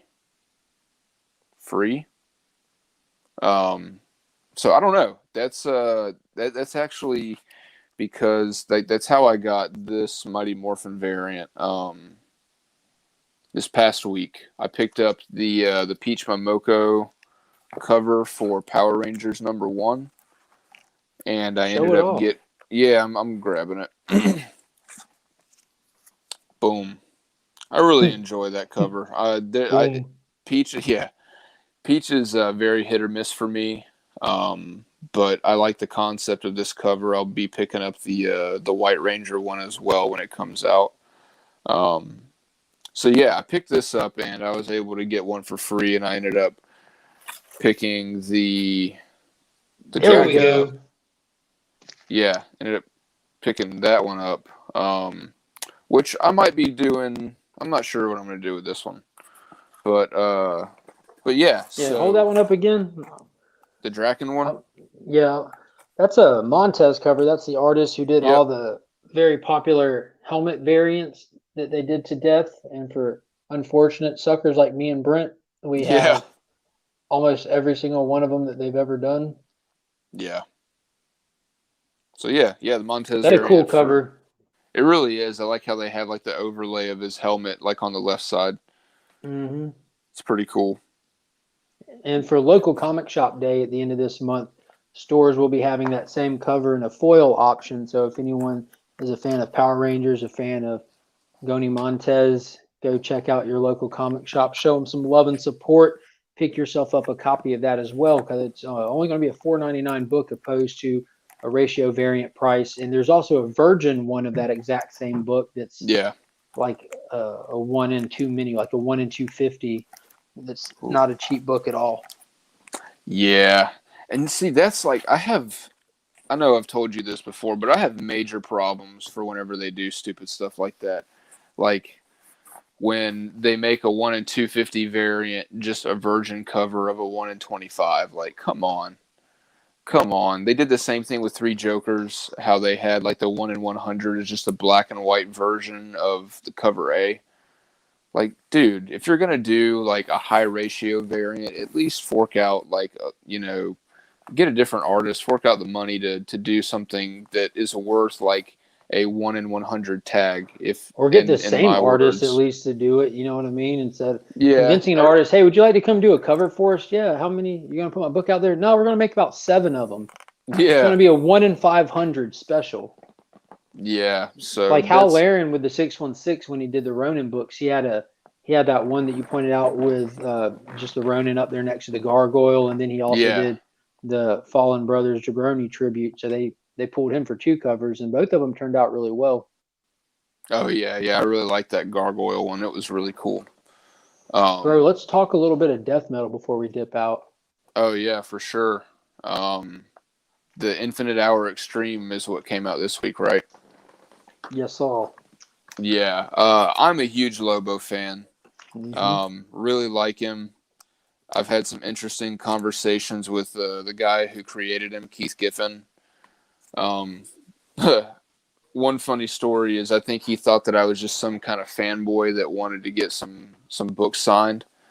And I brought him Omega Man #3, which was Lobo's first appearance. And he was like, this isn't Lobo's first appearance, right? And I'm kind of like, okay, I'm a little confused now. And he just goes, his first appearance was in my sketchbook. And I'm like, man, sign my book and get out of here. Like, don't even try to,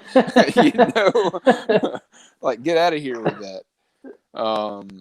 But I will say, though, he did make up for it with an interesting story. I'm sure that a lot of people know this, but I forget the name of the character now, but Lobo and Ambush Bug, the 2 characters in DC, were actually derived from one character that he tried to create for Marvel, and they were just like, no, we don't want that. So when he jumped ship to DC, he split that character into Lobo and Ambush Bug. I cannot remember the dude's name for the life of me, who the Marvel character was supposed to be.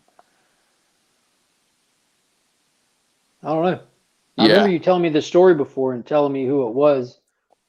Yeah. Ambush Bug is wild, dude. That dude is absolutely wild. So especially during the New 52 era, they would include those little like 2-page snippets at the end where he was like the news anchor man. Kind of like just reporting on the insanity that was the DC universe.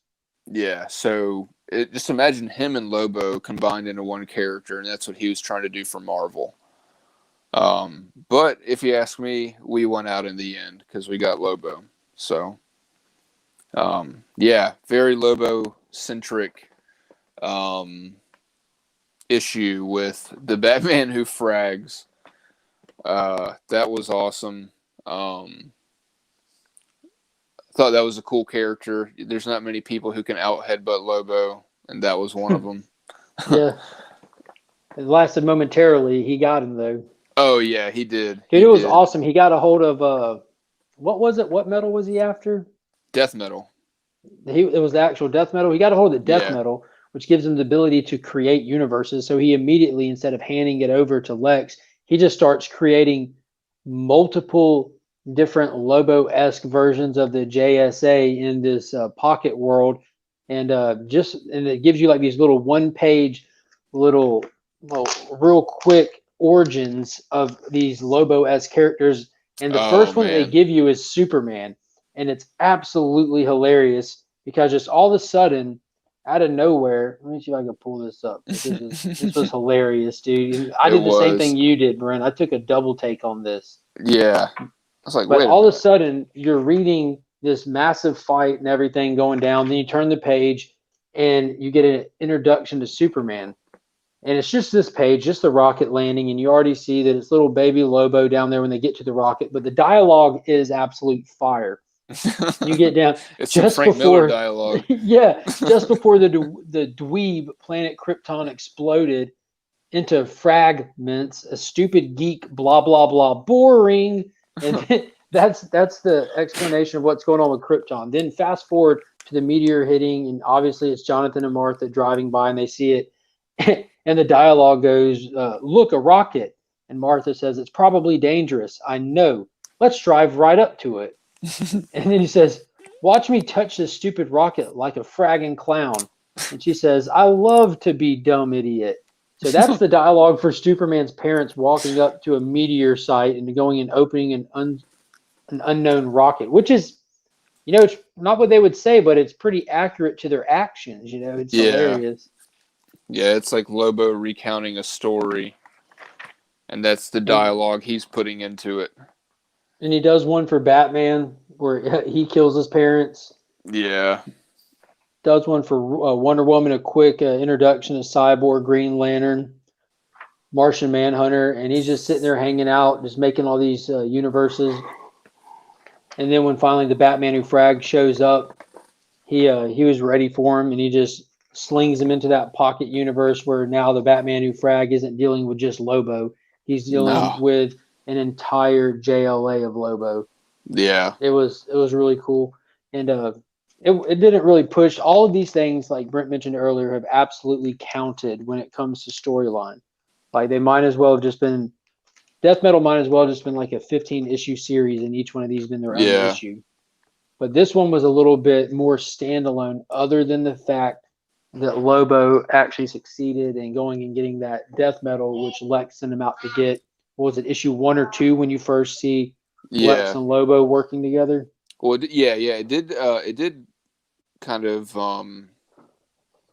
show how Lex and Lobo came together and everything, which was really cool. That was sort of an unanswered question from those earlier issues. You want to show Brent? But yeah, I really enjoyed it. I love Lobo. Show Brent. What you got, Look, buddy? Brent. Hey, why Oh my gosh. Is that a reindeer? Show him. Is that Rudolph? Look at you, boy. I like it. I can hear you. Hey, bud. I like your hat. I see it. You got Rudolph on your head? I see. Are you a reindeer? That kid's awesome, man. He is. I have been waiting on me. It's been raining on him? Yeah. I've been waiting. Dude, when Kyle gave him the hat earlier, he looked at her and said, "It's dirty." She's like, "No, it's not. It's just fuzzy." He goes, "It's dirty." And he refused to put it on. That's funny. I'm happy. Now I'm happy. That's fine. I got him. Today is Sunday, isn't it? Yeah. Yeah.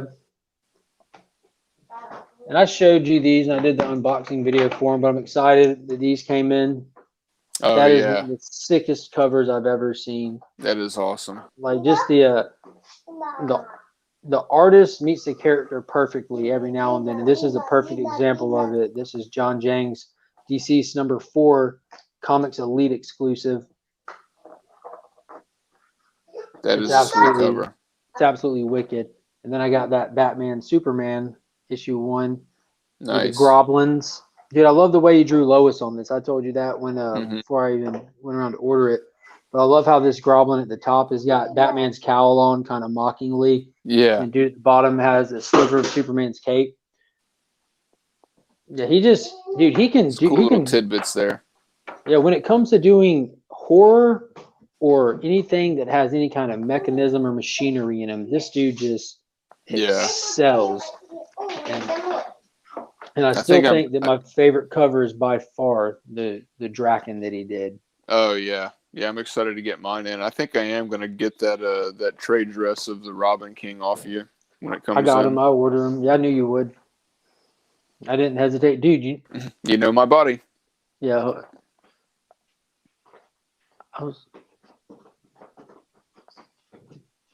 What you cooking? Corn? What are you cooking? Finn's over here eating pizza. Yeah. You remember what I had to go do yesterday? I went to the wedding, right? Yeah. What time do those books go on sale? Probably during. I was actually thinking about that. I was like, oh man, I bet he's like. I even pictured you sitting like there when they're doing the vows and everything, like waiting on the phone. And I was. I knew it. That's awesome. I was like walking down the stairs at the hospital yesterday. I was like, it's almost time. I bet Mark's either. I bet What? he's sitting there at that wedding waiting for that thing to drop. Yesterday was Saturday, Kyle. I did not buy books yesterday. Bart's got a good question, and I hadn't sent you these yet, but he sent me these pictures, dude. This guy that Bart, who does he done stuff for? Is it he's done art for the sideshow people for the statues? But this Detoli guy, he did this amazing cover for Mighty Morphin #1. And in your case, Bart, if I were you, I would go with a Detoli one because I have your JDF slab books here waiting to mail to you. So it really depends on the book at that point, not necessarily the signature. If you're just trying to collect the signatures, I would go with the Detoli because that Green Ranger cover is fire with the Dragon Zord in the background. Yeah, And that would kind of diversify your assets a little bit because that JDF one you have signed, there's not a better book in the world for it. No, that goes back. Put it anywhere. But Brent, I showed Brent that book too. Bart's got the free comic book day that Mighty Morphin Power Rangers had, and at the bottom where a barcode would normally go, it's just a plain white box on those. And JDF signed the book right there, and you got a 9.8 CGC slab of that. And it's just perfect because it doesn't interfere with the artwork at all. And Brent's even pointed this out that JDF is this kind of normal thing is to kind of just write all over stuff, And I think Steve from Burke Family 54 actually has a book where could have been it was Dustin from Two Brothers that he started signing it on one spot and said, what, it'll look better over here. And he's signed in multiple places on the book, but that free comic book day one is just like the perfect signature placement in a white box with a green pen even. So I personally would go with the Detoli. I would too, but I'm also a little bit biased when it comes to actors signing things because I'm a little picky about it. I don't know if they're obligated to do it or anything like that, but when you have an actor signing a book or anything, it's like a lot of it you see with Walking Dead because it's a TV show. A lot of the actors have signed a ton of books, but you'll see like for a Negan book, it'll show like Jeffrey Dean Morgan, but then he'll put Negan in quotation marks underneath it. Like, dude, I know you played Negan. That's why I'm getting you to sign this book. I don't need you to write it on there as well. So I would like if I ever did get anything signed by an actor, I'd be like, I just want your signature. Don't put your character's name on there, just because I just don't like. JDF does that all the time. He'll write his name and put Tommy on it. Yeah, I don't want that on a book. Like, again, I know who your signature is or what your signature is. I know the character you played. Like, you don't. I got lucky with that one. Oh yeah, that one says Jason David Frank, and he wrote it's Morphin Time. Oh yeah, see that would perfect. I would be okay with that. And there's a lot of open real estate on it too, so it doesn't interfere with anything. Yeah, but I'm against that myself. That's why I try not to, or I go out. I don't want to say I try not to or go out of my way, but I just don't buy anything that's been signed by an actor that has their character in quotations or anything. So I think with Power Rangers, when it comes to Power Rangers comics specifically, I definitely feel like JDF could be an exception to that rule for me. I don't think there's too many actors out there that especially if you're talking comic book stuff, normally the shows follow the books. With Power Rangers, it's the opposite. The show set this amazing standard in the Mighty Morphin series above any on the shelf, buddy. And the Mighty put it back where you found it. Put it in the J's. Yeah, for Jeepers Creepers. On the bottom. No, the bottom. You know what that means. Yeah, Finn's wearing a Power Ranger shirt right now, and it's a Mighty Morphin shirt. Like, he watches Beast Morphers and everything. There's been countless seasons, and he's watched all first 22 seasons with my dad. Yeah. But it's still the Mighty Morphin season. Even at his age, with that being as old as it is, and the special effects being a reflection of their time era, that's still Power Rangers. Even like you pointed out earlier. Yeah, it's Go-Go Mans. It's that original theme song. It's the Dinosaurs. It's that, and that's That's what he brings to the table, in my opinion. That's why I think someone like Austin St. John or Amy Jo Johnson, any David Yost, any of the original cast members carry so much weight to that book that I'm more than happy to have their signatures over the actual comic creator signatures. But I'm biased to Power Rangers. Yeah. Again, I was a grown man still enjoying Power Rangers before the comic series. We just never let that go. Yeah, I mean, like I said, I wouldn't mind having their signatures. I just don't want them to Ruin like your write book. Billy. Yeah, like write Billy on it. Like, dude, I know. That's why That's I'm all- here. Yeah, that's why you're writing on this comic book right now. So, anything else cool or good come out on your end of the? Other than the Lobo book, I mean, Sumerian was pretty cool. I'm excited for the next one. Yeah, I'm really excited for those. That was fun. I enjoyed Yeah. that artwork too. Again, it's more unrefined. Yeah. I thought we only find them when they're dead. Oh man, Ooh, yeah, that yes, was. let's talk that. Yes. Oh man, I was actually waiting for you to read that.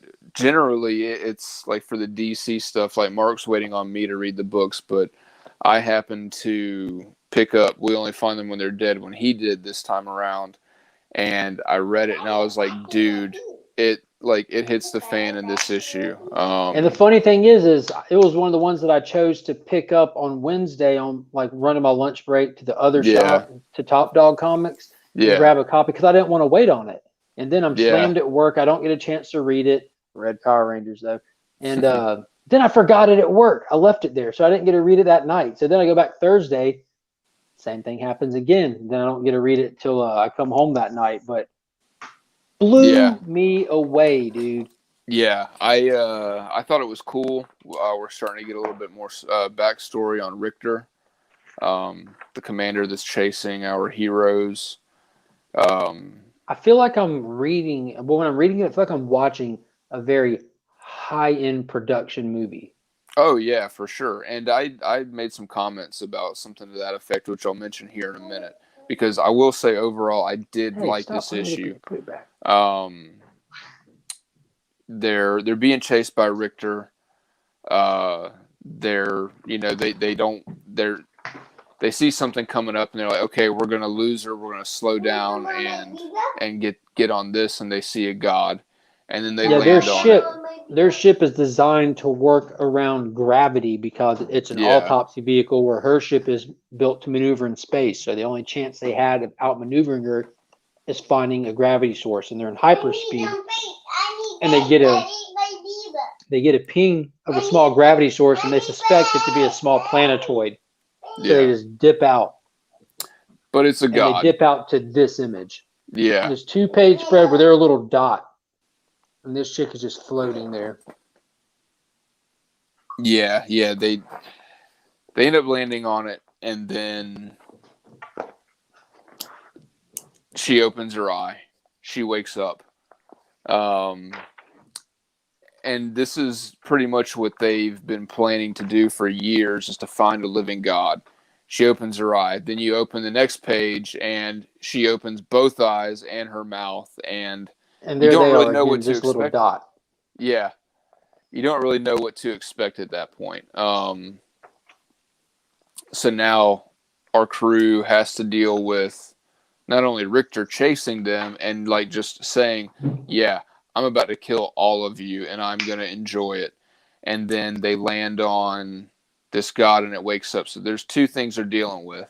And at the very end of the issue, Richter ends up sniping one of the characters. I cannot remember her name for the life of me. For some reason, in this series in particular, I've had a hard time keeping up with their names. I know there's George's Malik. Alice was the lady that got shot. Her last name began with a W or something. But I just want to point out how absolutely dangerous Richter is. Yeah. The first god that they've ever come across that's alive just woke up. What does Richter do? Still trying to kill Seals people. her hatch, climbs outside into space, puts her gun on rapid fire, and keeps going. Yeah. She's just as relentless as Richter was in Arnold Schwarzenegger's Total Recall. There you go. See you at the potty, Richter. Yeah. Yeah. So that was a really cool issue. But this is one thing that I mentioned to Mark before as well. Now, don't get me wrong. I absolutely love the art. The artwork in this is phenomenal. I love the way that the artist uses like a blurry background to kind of show like a three-dimensional space within the comic panels. However, I may have to go back and see in the first 2 issues, but I don't think it was this blurry, dude. Yeah, I was gonna say. So I feel like because I didn't really notice it, but they went overboard with the blurriness in this issue. Even to the point where the final page where Alice is getting shot up, everything on that page is blurry except her face. Now, I get that you want to showcase like the horror on her face or the fact that she's dead. Yeah. Everything in that is blurry except for this area right here. It is out of focus at all. Yeah, and I get you want to showcase like what's going on or her facial, but like you don't need to blur the rest of the entire page out. It's like the artist was on a deadline and couldn't find the time to draw backgrounds. Yeah. So it's I mean, I felt like it, especially with the way that her body is. And that Contorted. that would have been more beneficial to have like the hard lines and all that stuff, and not have it She's all getting blurry. cut to pieces too, just like Exactly. Yeah, whatever gun this is, just like chunks missing out of her, holes all in her. Yeah. So that's the only issue that I've had with this particular issue. And I think for me too, like as weird as that was, when you get to these 2-page spreads and stuff, it sets you back like, dang. Yeah, like, for sure. When it's done well, it is done well. But I guess maybe I just noticed it a bit more in this issue, especially with that last page. I was just kind of like, come on, man. So yeah. Save that for lunch tomorrow, buddy. I don't think that I was really expecting them It's late. It's bedtime. find a living God this fast myself, but I'm kind of glad that they're getting to it, but it also makes me wonder, like, okay, how many issues is this series actually going to be? I wonder if it's just going to be a 6er. I don't know. I haven't looked into it at all. I'm just going to ride it out and see. I just don't know. Yeah. All right, take Ava to bed, buddy. He does like your pizza. He's a wiener dog. He'll eat anything. Good old Abe.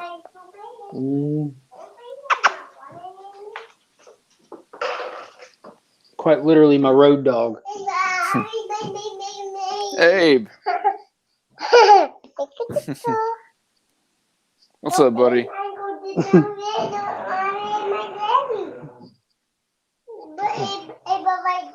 He wants to go with you.